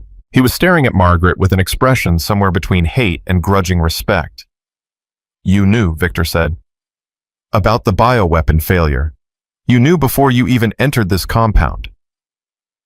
Margaret turned her head toward him, the movement requiring more effort than it should. I suspected. Fort Huachuca runs security drills constantly. Once I knew you were targeting them, I fed intelligence suggesting a credible bioweapon threat. They locked down 48 hours ago. Then this entire operation, grabbing Morrison, the deadline, the trap, it was all for nothing. Not for nothing. You're captured. Your network is compromised. And Hawk's alive. Margaret managed a thin smile. From where I'm sitting, that's a pretty successful operation. You're dying. I've been dying for 58 years, just taking longer than expected. The first helicopter touched down outside the compound, medical team rushing in with a stretcher. They went straight for Margaret, triaging her wounds with professional efficiency that reminded her of her own combat medic days. 2 GSWs, significant blood loss, possible shock. One medic reported into his radio. Patient is alert but deteriorating. We need immediate transport. Hawk first, Margaret said, trying to sit up. Commander Morrison, he's critical. Morrison's already being loaded on the first bird, the medic assured her. You're going on the second with the prisoner. Now hold still while I get this IV started. Margaret felt the needle slide into her arm, felt the cold rush of fluids entering her system. Her body wanted to shut down, surrender to the exhaustion and pain, but her mind kept fighting. Mission wasn't complete until everyone was extracted safely. Sarah, she said suddenly. My daughter. Someone needs to call her. Already done, Marcus said, appearing at her side. I called her before we breached the compound. Left a message saying you were on a job, would be home soon, not to worry. She's going to worry anyway. She's your daughter. That's what daughters do. Marcus helped the medics lift her onto the stretcher. You can explain everything when you're stable. The transfer to the helicopter was a blur of motion and pain. Margaret caught glimpses, Victor being loaded separately, guards in custody, the compound being secured by military personnel who'd apparently been on standby the entire time. Admiral Hayes hadn't been able to authorize a rescue, but she damn sure positioned assets to respond when the situation changed. Inside the helicopter, a Navy corpsman worked on Margaret's wounds, while Marcus maintained security on Victor. The rotors spun up and they lifted away from the compound that had nearly become her grave. How bad? Margaret asked the corpsman. Shoulder wound went clean through missed major arteries. Thigh wound is more concerning, possible bone involvement, significant tissue damage. You'll need surgery, probably physical therapy. The corpsman adjusted her IV flow. But you'll live. Might have a limp, might lose some shoulder mobility, but you'll live. Good enough. Margaret closed her eyes, then forced them open again. Victor, is he secured? Fully restrained and under guard, Marcus confirmed. He's not going anywhere except federal custody. Victor spoke for the first time since boarding. You should have killed me. Margaret turned her head to look at him. I'm not an executioner. I'm a soldier. There's a difference. My father was a soldier too. You killed him anyway. Your father had a detonator in his hand and 6 canisters of nerve agent ready to deploy. I made a tactical decision that saved thousands of lives. Margaret's voice hardened despite her weakness. If you'd been in my position, you'd have made the same choice. I would have found another way. There wasn't another way. That's what you don't understand. Sometimes there are only bad choices and worse choices. Your father forced me to make a bad choice by planning something worse. And now you've forced me into the same position. Victor's eyes were cold. Captured, humiliated, imprisoned for life. You've taken everything from me. No. I've taken your freedom and your ability to hurt people, but you still have your life, which is more than you gave the people your weapons killed. Margaret held his gaze. You want to hate me, fine. I can live with that. But don't pretend you're the victim here. You chose this path. You chose to follow your father's legacy of violence. You chose to grab an innocent man and torture him for revenge. Those were your choices, Victor. Own them. The helicopter banked, and Margaret felt her stomach lurch. The corpsman immediately checked her vitals, concerned about internal injuries, but she waved him off. Just motion sickness. I'm fine. You're not fine. You're in shock. You've lost at least 2 pints of blood, and your body temperature is dropping. The corpsman wrapped her in thermal blankets. But you're stable enough for transport. We'll have you in surgery within the hour. The flight to the military hospital took 30 minutes that felt like 3 hours. Margaret drifted in and out of consciousness, her mind unable to maintain focus despite her best efforts. She caught fragments of radio communication. Hawk was in surgery, stable but critical. Victor was being transferred to a secure facility. Admiral Hayes was en route to the hospital for debriefing. When they finally landed, medical personnel swarmed the helicopter. Margaret was rushed through corridors that blurred together, through doors that opened and closed into bright rooms with too many people asking too many questions. Margaret Sullivan, 58 years old, 2 gunshot wounds, significant blood loss.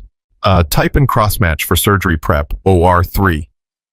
Family contact, next of kin. My daughter, Margaret managed to say. Sarah Sullivan. She's in the system. Then she was being wheeled into an operating room, bright lights overhead, masked faces surrounding her, someone counting backward from 10 as anesthesia flooded her system. She made it to 7 before everything went dark. Margaret woke to the sound of machines beeping and the smell of antiseptic. Hospital room private based on the quiet. Her shoulder and leg throbbed with deep, persistent pain that morphine was dulling but not eliminating. Mom. Sarah's face appeared above her eyes, red from crying expression caught between relief and fury. You're awake. Thank God you're awake. How long? Margaret's voice came out as a croak. 6 hours since surgery. They said it went well. They repaired the damage. No permanent disability expected with proper physical therapy. Sarah grabbed her hand, squeezed too hard. You promised me you'd come back. You promised. I'm back. You got shot twice. You nearly died. Sarah's voice cracked. The doctor said another inch on either wound and you wouldn't have made it. But I did make it. Experience beats youth, remember? Margaret tried to smile, but it came out as more of a grimace. Is Hawk okay? Commander Morrison is in ICU, stable condition. They're optimistic about his recovery. Sarah wiped her eyes. Admiral Hayes has been here 3 times asking when you'll be awake for debriefing. I told her you needed rest first. Katie never did understand the concept of rest. Katie? Sarah's eyebrows rose. You're on a first-name basis with an admiral. We served together. She was Lieutenant Hayes back then, fresh out of Annapolis, convinced she was going to change the world. Margaret shifted in the bed, trying to find a position that hurt less. She did change it, just not the way she expected. The door opened and Admiral Catherine Hayes walked in, still in uniform despite the late hour. At 63, she carried herself with the rigid bearing of someone who'd spent 4 decades in military service. Her face was weathered, but sharp eyes missing nothing. You look terrible, she said to Margaret. You always did know how to charm a lady. Hayes turned to Sarah. Ms. Sullivan, I need a few minutes alone with your mother. Classified debriefing. Sarah started to protest, but Margaret squeezed her hand. It's okay. Go get coffee. Call the kids, check on your husband. I'll be here when you get back. After Sarah left, reluctantly, Hayes pulled a chair close to the bed and sat down with a heavy sigh. That was the most reckless, unauthorized, potentially career-ending operation I've ever not witnessed. You're welcome. I should have you court-martialed, arrested, dishonorably discharged 15 years after retirement just to make a point. Hayes's voice softened. Instead, I'm going to recommend you for a classified commendation that you'll never be able to tell anyone about. Story of my life. Viktor Dimitrov is in federal custody facing terrorism charges that will put him away for life. His network is being rolled up as we speak. We've already arrested 14 associates across 3 countries. The bioweapon research has been secured and is being studied for countermeasures. Hayes leaned back. Hawk Morrison is alive because of you. 3,000 soldiers and civilians at Fort Huachuca are alive because you stopped that attack. And you did it with 1 operator and a prayer. Marcus Webb deserves most of the credit. Without him, I'd be dead, and Hawk would still be in that compound. Lieutenant Webb is currently being debriefed by his commanding officer about why he went AWOL for 48 hours. Hayes' expression was unreadable. His story is that he took personal leave to visit family in Arizona and got caught up in a terrorist incident. Pure coincidence. And his CO believes that his CO is smart enough to know when not to ask follow-up questions. Hayes stood up. Webb's career is intact. Yours is still classified. Hawk's recovery will be attributed to a classified rescue operation that didn't officially happen. And Victor will go to trial without any mention of how he was captured. So nothing changes. Everything changes. We stopped a bioweapon attack. We captured a high-value terrorist. We sent a message to anyone planning similar operations. Hayes moved toward the door, then paused. And you proved something important. What's that? That age and experience matter. That the operators we trained 30 years ago can still run circles around the current generation when it counts. Hayes's voice held genuine respect. You're 58 years old, Maggie. You should be retired, enjoying grandchildren, living a quiet life. Instead, you ran a near impossible operation against superior numbers and won. That means something. After Hayes left, Margaret lay in the dark room processing everything that had happened. Her body hurt in ways she'd forgotten were possible. Her shoulder would need months of physical therapy. Her leg might never fully recover its previous strength. She'd have new scars to add to her collection, new nightmares to process. But Hawk was alive. The bioweapon was stopped. Victor would face justice. She'd done what needed to be done, just like always. The door opened again. Marcus Webb entered quietly, still in civilian clothes, looking exhausted but satisfied. You're awake. Good. I wanted to thank you before I head back to base. You don't need to thank me. You saved my life. After you saved mine by walking into that trap and drawing all the attention away from my exit route with Morrison. Marcus pulled up the chair Hayes had vacated. My CO bought the family emergency story, but he's not stupid. He knows something happened. He's just choosing not to dig deeper. Smart man. He said if I ever pull something like this again, I better make damn sure it works out the same way. Marcus grinned. So you know no pressure for future operations. There won't be future operations. I'm done. Margaret meant it this time. Her body had been clear about its limitations. This was my last mission.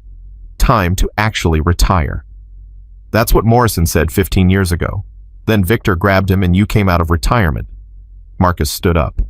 My guess, you'll be retired until the next time someone needs saving and the Navy can't officially help. Then you'll dust off your gear and do it all over again. I'm 58 years old. And you just ran a hostage rescue that half my Team 6 couldn't have pulled off. Marcus headed for the door. Age is just a number, ma'am. Capability is what matters. And you've got plenty of that left. After he left, Margaret closed her eyes and allowed herself to imagine a real retirement. No more classified missions. No more weapons. No more lying to her daughter about where she was and what she'd done. Just Margaret Sullivan, widow, grandmother, library volunteer. The ordinary life she'd told herself she wanted. The door burst open, and Hawk Morrison wheeled himself in on a hospital wheelchair IV pole attached, looking like death warmed over, but grinning like an idiot. You came for me. Don't sound so surprised. I told Victor you wouldn't. Told him you were smart enough to know it was a trap, smart enough to let me rot rather than risk yourself. Hawk maneuvered his wheelchair closer. I should have known better. You never were that smart. You're welcome, by the way. Thank you. Hawk's grin faded, replaced by genuine emotion. I mean it, Maggie. Thank you. I was 3 days from breaking. Another week and I'd have given them everything. Codes, procedures, intelligence. But you got there first. You'd have held out longer than you think. You're too stubborn to break easy. Maybe. But I'm glad we didn't have to find out. Hawk winced, adjusting his position. The doctors say I'll make a full recovery. Couple months of physical therapy, some counseling for the psychological stuff. But I'll be back to normal. Define normal. You're 62 years old, and you just survived 3 weeks of torture. Normal might need some adjustment. Says the 58-year-old who just ran a hostage rescue with 2 bullets in her. Hawk's eyes were serious now. We're not young anymore, Maggie. Our bodies can't do what they used to, but our minds are sharper than ever. We've got decades of experience, pattern recognition, tactical thinking that the young operators are still learning. You sound like you're trying to convince yourself. I am. Because part of me thinks I should retire, take my pension, disappear into obscurity like we're supposed to. Hawk met her eyes.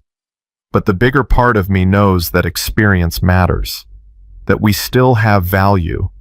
That walking away just because we're older means abandoning people who need help. That sounds exhausting. It is. But it's also who we are. Hawk started to wheel himself toward the door, then stopped. By the way, your daughter is terrifying. She cornered me in the ICU and demanded to know if her mother had always been this reckless. I told her yes. Thanks for that. Just being honest. She also said if you ever do anything like this again, she's going to kill you herself. Hawk grinned. I like her. She's got your fire. After he left, Margaret finally allowed herself to relax, let the exhaustion claim her. Let her body begin the long process of healing. The mission was over. Hawk was safe. Victor was captured. The bioweapon was stopped. But Hawk's words echoed in her mind. Experience matters. We still have value. The door opened one more time. Sarah returned with coffee and a determined expression that Margaret recognized from looking in mirrors for 5 decades. We need to talk, Sarah said, about what happens next, about whether you're really retiring or just saying you're retiring, about the fact that I spent 32 years not knowing who my mother really was. Sarah sat down heavily. I've been thinking a lot over the past 6 hours while you were in surgery, and I've made some decisions. Decisions about what? About whether I can accept having a mother who runs classified missions and gets shot at and lies about where she's been. Sarah's voice was steady but emotional. And I've decided that I can. Because the alternative is living without you, and I've already lost Dad. I can't lose you too. Sarah. But I have conditions. First, no more secrets. You don't have to tell me operational details, but if you're going on a mission, I need to know. No more business trips that are actually combat operations. Margaret nodded slowly. Okay, what else? Second, you train me. Basic self-defense, situational awareness, the kind of skills that kept you alive for 30 years. I want to understand your world even if I'm not part of it. That's reasonable. Third, you write everything down. Your real service record, the missions you ran, the people you saved. Not for publication, not for glory, but for your grandchildren, so they know who you really were. Sarah's eyes filled with tears again. I spent 32 years thinking you were ordinary. Your grandchildren deserve to know the truth from the beginning. Margaret reached out with her good hand, and Sarah took it. I can do that, all of it. And fourth, Sarah's voice went firm. You stop putting yourself in situations where I have to get calls about surgery and blood loss and near-death experiences. You're 58 years old, Mom. You've earned the right to stop fighting. I'll try. That's not good enough. It's the best I can offer. Margaret squeezed her daughter's hand. Sarah, I can't promise I'll never face danger again. My life has been about responding when people need help. That's not something I can just turn off because I'm older. Then promise me you'll be careful. Promise me you'll think about your family before you throw yourself into impossible situations. Promise me you'll remember that you have people who love you and need you to come home. I promise.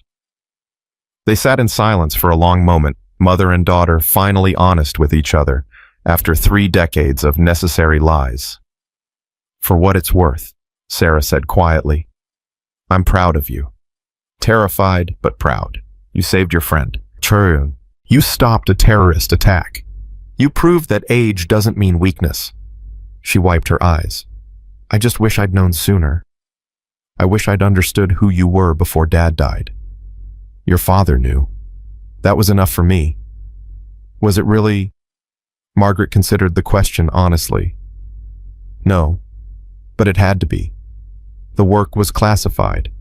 The operations were secret. I couldn't share it even with people I loved. She met Sarah's eyes. But now you know, and your children will know. And maybe that makes up for some of the lost years. Maybe. Sarah stood up. Get some rest. The doctor said you need sleep for the healing process. I'll be back tomorrow morning with real food. Hospital food is terrible. After Sarah left, Margaret lay in the dark room and finally allowed herself to feel everything she'd been suppressing.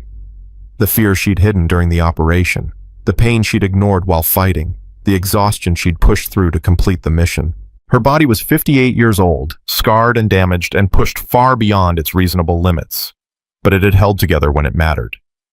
It had gotten her through one more mission, saved one more life stopped, one more threat. Maybe that was enough. Maybe this really could be her last operation, her final mission, her chance to transition from warrior to grandmother. Or maybe Hawk was right. Maybe experience did matter. Maybe age brought wisdom that the young operators needed. Maybe she still had value beyond her physical capabilities. The machines beeped steadily. The morphine dulled the pain to manageable levels. And Margaret Sullivan, Lieutenant Commander Margaret Chen, retired Navy SEAL classified operator, ordinary grandmother, finally closed her eyes and slept. Outside her room, Admiral Hayes spoke quietly with Marcus Webb and a still wheelchair-bound Hawk Morrison. "She thinks she's done," Hayes said. "She always thinks she's done," Hawk replied. "Then something happens and she unretires for one more mission." "The question is whether we let her," Marcus said. "She's 58. This operation nearly killed her. At some point we have to acknowledge that age matters." "Age matters," Hayes agreed, "but so does capability. Margaret just proved she can still run operations that younger operators can't. That knowledge doesn't disappear just because we want her to be safe." "So what do we do?" Marcus asked. Hayes looked through the window at Margaret's sleeping form. "We give her the retirement she's earned. We don't call unless there's no other option, and we hope that option never comes." "And if it does?" Hawk's voice was quiet. "Then we call. Because sometimes the mission matters more than safety. She taught us that." Hayes turned away from the window. "But until then, she's earned her peace." 3 weeks passed before Margaret could walk without limping. 6 weeks before she could lift her arm above her shoulder without wincing. 8 weeks before the nightmares stopped waking her up at 3 in the morning, heart pounding, reaching for weapons that weren't there. Physical therapy was brutal. The therapist, a former Army medic named Rodriguez, who'd lost his leg in Iraq, pushed her harder than she thought possible. "You want to get back to normal?" he'd say during sessions that left her sweating and trembling. "Then you work for it. Pain is just weakness leaving the body." "That's the dumbest thing I've ever heard," Margaret would reply, gritting her teeth through another rep. "Then prove me wrong by finishing the set." She always finished the set. Sarah visited twice a week, bringing the grandchildren, Emma 6 and Tyler 4, who had no idea why Grandma was suddenly so much more interesting. Emma asked constant questions about the scars on Margaret's shoulder and leg. Tyler just wanted her to play superhero with him. "You're Captain America," he'd insist, brandishing a plastic shield. "I'm too old to be Captain America." "No, you're old Captain America. From the end of the movie, when he's old but still cool." Margaret had laughed at that, even though it hurt her ribs. Out of the mouths of 4-year-olds came uncomfortable truths.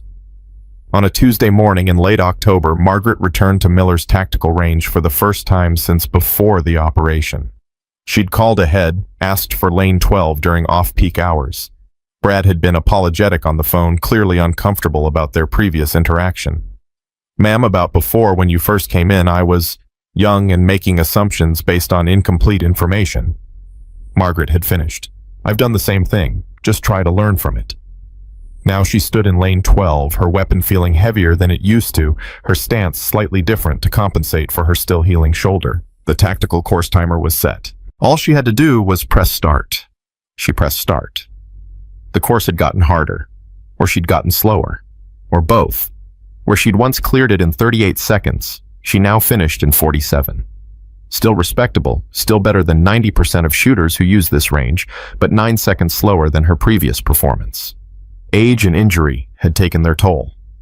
Margaret safed her weapon and stood there for a long moment, processing what that meant. She'd spent 8 weeks telling herself she was healing, getting stronger, returning to her previous capability. But the numbers didn't lie. She was diminished. Not broken, not helpless, but definitely not what she'd been. That was impressive. Margaret turned. A young woman stood at the lane entrance, mid-20s athletic build, wearing an Army combat uniform with sergeant stripes. Her face carried the watchful look of someone who'd seen deployment. 47 seconds on the tactical course, the sergeant continued. "I've been trying to break 50 for 3 months. Practice and patience, Margaret said automatically, and understanding that speed matters less than accuracy under stress. I'm Riley Garrett, second deployment in Afghanistan, transitional assignment stateside while I figure out my next move." Riley gestured at the course. "I heard about you. The instructors here talk about the day some older woman came in and destroyed their course record. They didn't believe it until they checked the security footage. That was before." "Before what?"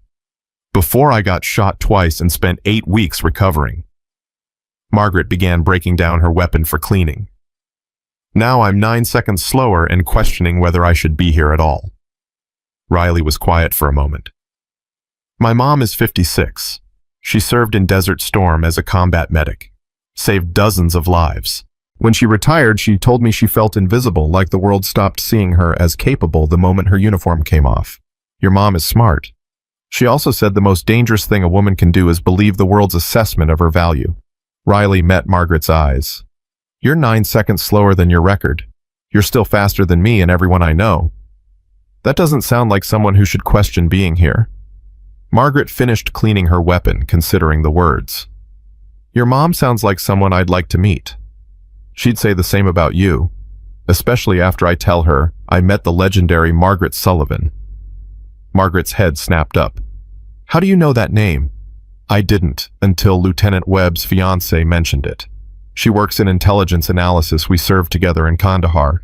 She told me about a classified operation involving a 58-year-old retired SEAL who rescued a hostage from a fortified compound.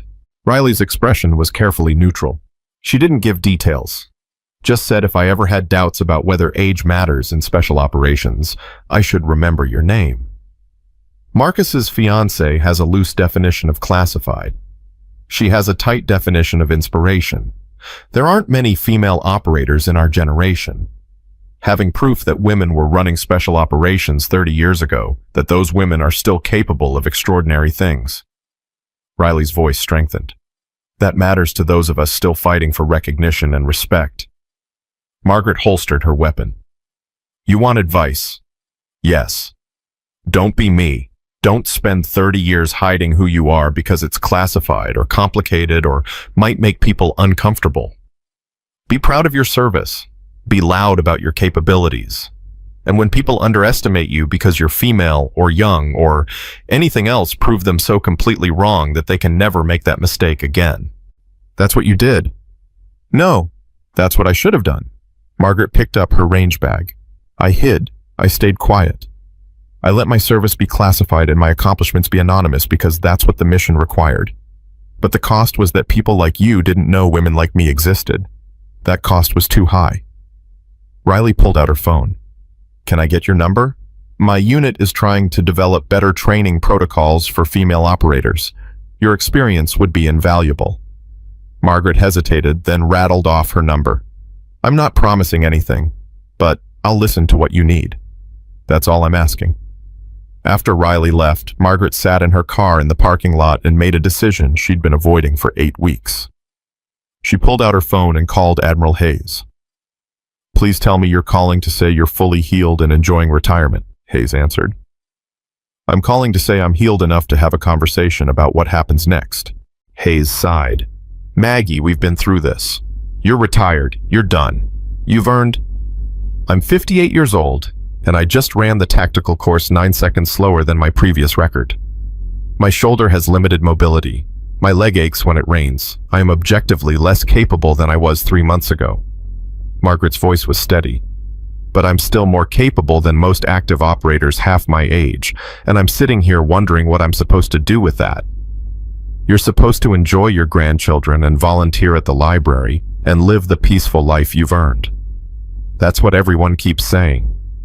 But Katie, I can't shake the feeling that walking away now means abandoning people who need help, that my experience and knowledge still have value even if my body is slower than it used to be. Hayes was quiet for a long moment. What are you proposing? I don't know yet, but I'm proposing we have a conversation about it. Margaret started her car. It started. You free for coffee tomorrow? I'm an admiral. I'm never free, but I'll make time. They met at a quiet cafe in Arlington, far from any military installations or government buildings. Hayes arrived in civilian clothes, jeans, and a sweater that made her look more like someone's aunt than a flag officer. Margaret had dressed similarly, both women instinctively avoiding anything that might draw attention. You look better, Hayes said, settling into the booth. Still moving carefully, but better. I feel 80 years old most mornings, but by afternoon I'm down to 60, so there's progress. Margaret ordered coffee, waited until the server left. I've been thinking about what happened. The operation, the rescue, all of it. Maggie, if this is guilt. It's not guilt, it's assessment. Margaret wrapped her hands around her coffee cup. I ran that operation with insufficient intel, inadequate equipment, and minimal support. It succeeded because I had 3 decades of experience that let me improvise and adapt. But if I'd been a younger operator, even a more physically capable one, I'd have failed. The mission succeeded because of my age, not despite it. Hayes sipped her coffee. And that suggests that maybe we've been thinking about age and capability wrong. Maybe the military's focus on youth and physical performance is causing us to waste our most valuable asset, experienced operators who understand strategy and psychology and tactics at a level that can't be taught. That's a nice theory. But the reality is that combat requires physical capability. You nearly died on that operation. Your injuries required months of recovery. At some point, the physical limitations outweigh the mental advantages. Agreed, which is why I'm not proposing to run active operations. Margaret leaned forward. But what about training, consulting, strategic planning? There are dozens of ways experienced operators could contribute without being in the field. We have programs for that. Retired operators teach at various schools and facilities. And how many of those programs utilize female operators from classified special operations programs that officially didn't exist? Margaret held Hayes's gaze. How many young female soldiers know that women were running SEAL operations 30 years ago? How many understand that age and experience can compensate for physical limitations? Hayes set down her coffee. You want to come out of the shadows. I want to stop hiding. I want to acknowledge that my service happened, that it mattered, that it can still matter. Margaret's voice strengthened. I spent 30 years being invisible because the mission required it. But the mission is over, Katie. Victor is in prison. Hawk is recovered. The bioweapon is destroyed. There's no operational reason to keep hiding anymore. There are political reasons, bureaucratic reasons. The Pentagon doesn't want to admit that women were running special operations before the official policy change. Then the Pentagon needs to get over it. Because right now, every female soldier who wants to serve in special operations is reinventing the wheel, figuring out solutions we already discovered 30 years ago. That's inefficient and dangerous. Margaret finished her coffee. I'm not asking for medals or public recognition. I'm asking to be useful, to share what I learned so the next generation doesn't have to learn it the hard way. Hayes was quiet for a long time, processing the implications. If we do this, there will be pushback. Questions about why these operations were classified, who authorized them, what else the Navy has been hiding. Good. Let them ask questions. Maybe the answers will force some necessary conversations about how we've been handling special operations and gender integration. You're serious about this? I'm 58 years old and I just survived an operation that should have killed me. I don't have time to be anything but serious. Margaret met her friend's eyes. You asked me once what I wanted my legacy to be. I'm telling you now, I want it to be that I cleared a path for the women who come after me. I want them to know it's possible because I did it first. Hayes pulled out her phone, scrolled through her contacts, made a call. General Morrison Catherine Hayes. I need a meeting about declassifying some operations from the 90s. Yes, I know it's complicated. That's why I'm calling you. She paused, listening. Tomorrow works. I'll bring supporting documentation. Another pause. And General, you're going to want to hear this. She hung up and looked at Margaret. This is going to take time. Months, maybe years. The bureaucracy moves slowly. I'm patient. I've been invisible for 30 years. I can wait a little longer to step into the light. 2 months later, Margaret stood in front of 40 female soldiers at Fort Bragg, all candidates for special operations training. They ranged from 19 to 35, representing every branch of service. Some looked confident. Others looked terrified. All of them looked skeptical when they saw their instructor, a gray-haired woman who looked more like a librarian than an operator. My name is Margaret Sullivan, she began. 30 years ago, I was Lieutenant Commander Margaret Chen, one of the first women to serve in Navy Special Operations before the policy officially changed. I ran classified missions in Somalia, Afghanistan, and Iraq. I've been shot 6 times, blown up twice, and declared KIA on 2 separate occasions. I'm 58 years old, I limp when it rains, and I need reading glasses to see the training materials. She paused, letting that sink in. I'm also the person who ran a hostage rescue operation 3 months ago that saved a captured SEAL and stopped a bioweapon attack. I did it with one other operator, insufficient equipment, and a body that's 58 years old. Margaret's voice hardened. So if anyone in this room thinks age means weakness, or that physical limitations mean you can't accomplish the mission, I'm here to prove you wrong. A hand went up. Young woman, early 20s, with the build of a distance runner. Ma'am, how did you compensate for physical limitations during the operation? By not trying to compensate. By accepting that I couldn't outrun or outfight younger opponents, so I had to outsmart them instead. Margaret pulled up satellite imagery on the projection screen. This was the target compound. 20 hostile combatants, fortified positions, advanced security. A younger operator would have tried a direct assault. I waited, observed patterns, identified weaknesses, and exploited their assumptions about what an older woman could do. Another hand. Weren't you scared? Terrified. Fear doesn't go away with experience. You just get better at functioning despite it. Margaret advanced to the next slide. The question isn't whether you feel fear. It's whether fear controls your decisions. On this operation, I used my fear as information. It told me when I was taking unnecessary risks, when I needed to slow down, when I was about to make a mistake. She spent the next 2 hours walking them through the operation, not the classified details, but the tactical decisions, the strategic thinking, the psychological calculations. She showed them how experience could compensate for physical limitations, how patience could overcome superior numbers, how understanding human psychology could create advantages that weapons couldn't. By the end, every soldier in that room was leaning forward, taking notes, asking questions. Final lesson, Margaret said as the session ended. Society will tell you that age makes you less valuable. The military will push you toward retirement when you hit 40 or 45. People will look at your gray hair or your reading glasses or your limp and assume you're past your prime. She met their eyes, each one in turn. Prove them wrong. Not by denying your limitations, but by showing that experience, wisdom, and determination matter more than youth and strength. Show them that the most dangerous operator isn't the youngest or fastest. It's the one they underestimate. Riley Garrett approached after the other soldiers had filed out. That was incredible. They're going to remember this session for years. They should remember it.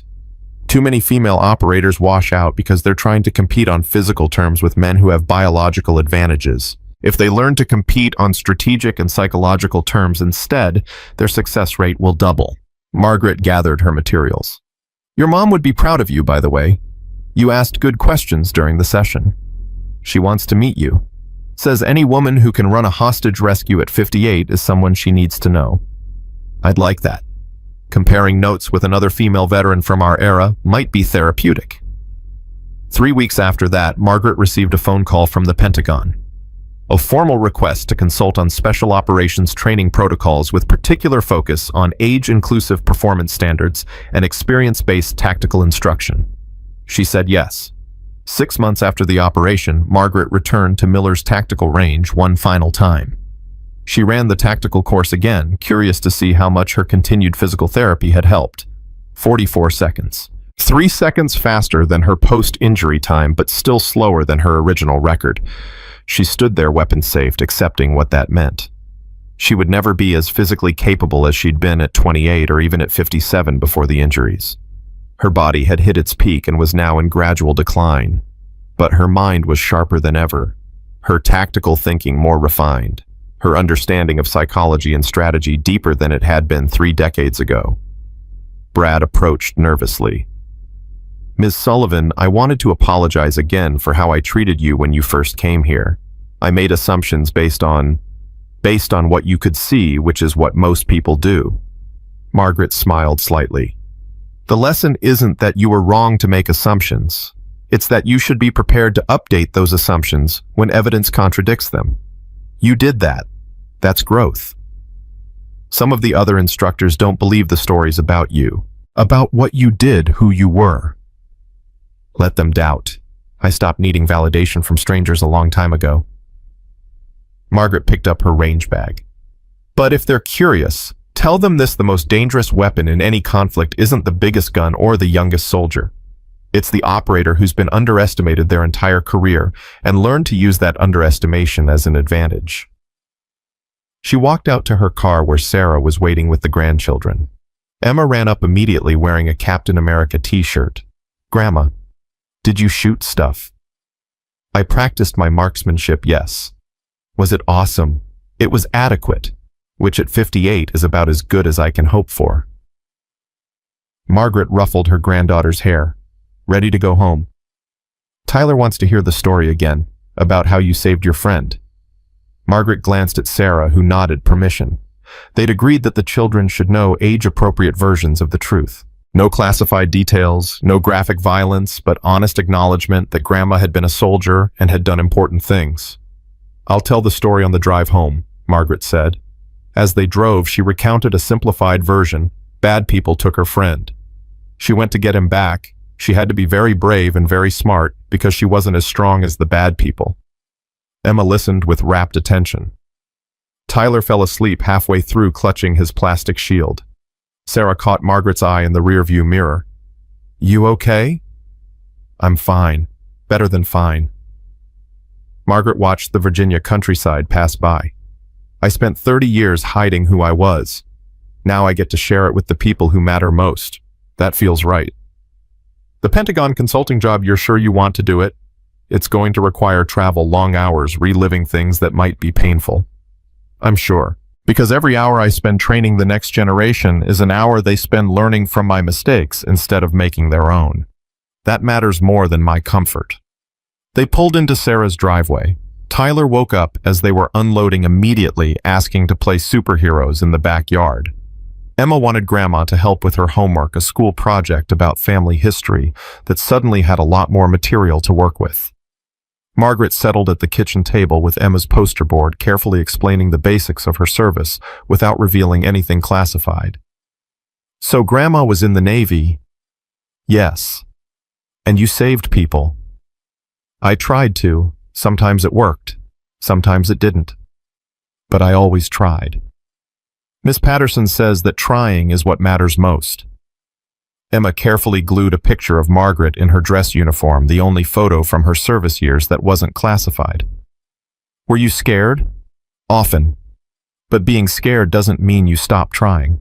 It just means you're smart enough to recognize danger." "I'm scared sometimes. At school when the big kids are mean." Margaret put down the glue stick and looked at her granddaughter seriously. "Being scared is okay. But don't let that fear stop you from standing up for yourself or for other people who need help. Being brave doesn't mean you're not scared. It means you act despite the fear. Like you did when you saved your friend. Exactly like that." Emma finished gluing the photo, then looked up with 6-year-old directness. "When I grow up, I want to be brave like you." Margaret felt her throat tighten. "You already are, sweetheart. You already are." That evening, after Sarah drove her home, Margaret sat in her quiet apartment and opened her laptop. She'd been working on something for weeks, a detailed account of her service, the operations she'd run, the lessons she'd learned. Not for publication, not for recognition, but as a legacy document for her family and for the female operators who would come after her. She typed steadily, her shoulder aching but functional, her fingers finding the keys with practiced ease. The words came easier now than they had at first, the memories less painful when she knew they served a purpose. Around midnight, her phone buzzed. Text from Hawk. "Still awake. Unfortunately, you. Physical therapy kicked my ass today. Can't sleep. You free for a call?" She called him immediately. "How's recovery going?" "Slow but steady. Doctors say I'll make full recovery, but it'll take another 3 months minimum." Hawk's voice was tired but determined. "You. Consulting for the Pentagon on special operations training, teaching young female soldiers that age is an asset, not a liability." "That's good. Important work." "It's the work I should have been doing for the past 15 years instead of hiding in retirement." Margaret saved her document. "Hawk, do you ever regret it? The life we lived, the things we did. Every day, and never." He was quiet for a moment. "I regret the things I saw, the people I couldn't save, the toll it took on relationships and mental health. But I don't regret trying. Don't regret serving. Don't regret believing the mission mattered. even knowing the cost, especially knowing the cost, because if people like us don't pay that cost, it falls on people less prepared to handle it. We volunteered for this life. We chose it. That matters. Margaret thought about that after they hung up. Chose it. She'd been 19 when she joined the Navy, driven by her father's legacy and her own need to serve.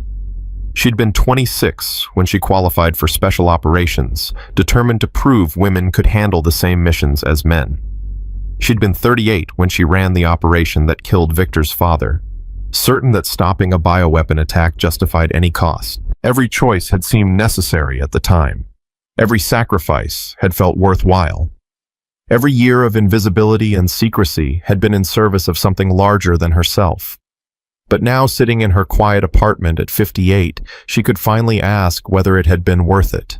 Whether the life she'd lived, the person she'd become, the legacy she was building, justified everything she'd given up. The answer came quickly, clearly, without doubt. Yes. Not because she'd been perfect or made all the right choices. Not because every mission succeeded or every sacrifice paid off, but because she'd tried. Because she'd stood up when others stayed silent. Because she'd proved that age and gender didn't determine capability, determination and experience did. The young instructors at the shooting range had looked at her and seen weakness. An old woman past her prime, incapable of anything beyond basic target practice. They'd been so certain of their assessment that they'd mocked her, openly, made jokes at her expense, dismissed her without a second thought. Then she'd shown them what underestimation cost. Margaret stood up, walked to her window, and looked out at the quiet street below. Somewhere in this country, young female soldiers were training for special operations, facing doubt and discrimination, wondering if they were capable enough, strong enough, good enough. She'd spent 30 years proving they were. Spent decades running missions that officially didn't exist to clear a path for women who didn't yet know they could walk it. Spent her life being invisible so others could be seen. That was her legacy, not the operations or the commendations or the classified service record that might never be fully declassified, but the knowledge that she'd opened doors, challenged assumptions, and proved that capability came in forms society didn't expect. She was 58 years old. She limped when it rained. She needed reading glasses and physical therapy and more recovery time than she used to. Her body was older, slower, more fragile than it had been. But her mind was sharper than ever. Her determination stronger. Her understanding of what truly mattered clearer than it had been at 28 or 38 or even 57. They'd looked at her and seen an old lady with a gun, something to mock and dismiss and underestimate. They'd sneered at the gray hair and the reading glasses and the sensible shoes, certain they knew exactly what she was capable of. They'd been wrong. Completely, utterly, dangerously wrong. And in those seconds after she'd loaded her weapon and destroyed their assumptions, everything had changed. Not just for them, but for every person who'd ever been underestimated because of age or gender or any other visible characteristic that hid their true capability. Margaret Sullivan, Lieutenant Commander. Margaret Chen, Navy SEAL, classified operator, grandmother, teacher, survivor, smiled at her reflection in the dark window. The woman staring back was scarred and gray and far from young, but she was also dangerous, capable, and absolutely done with being invisible. She'd spent 30 years in the shadows because the mission required it. Now the mission was different, to make sure no woman ever had to hide her capability again, to teach the next generation that experience was power, to prove that age was just another advantage when you understood how to use it. They'd sneered at the old lady with a gun, and in those seconds that followed, she'd changed everything, not just for herself, but for every person who would come after her, who would face the same doubts and dismissals and assumptions, who would need to know that someone had walked this path before them and survived and thrived and won. That was her truth. That was her legacy. That was who she was, and would always be the woman they underestimated right up until the moment she proved them catastrophically wrong.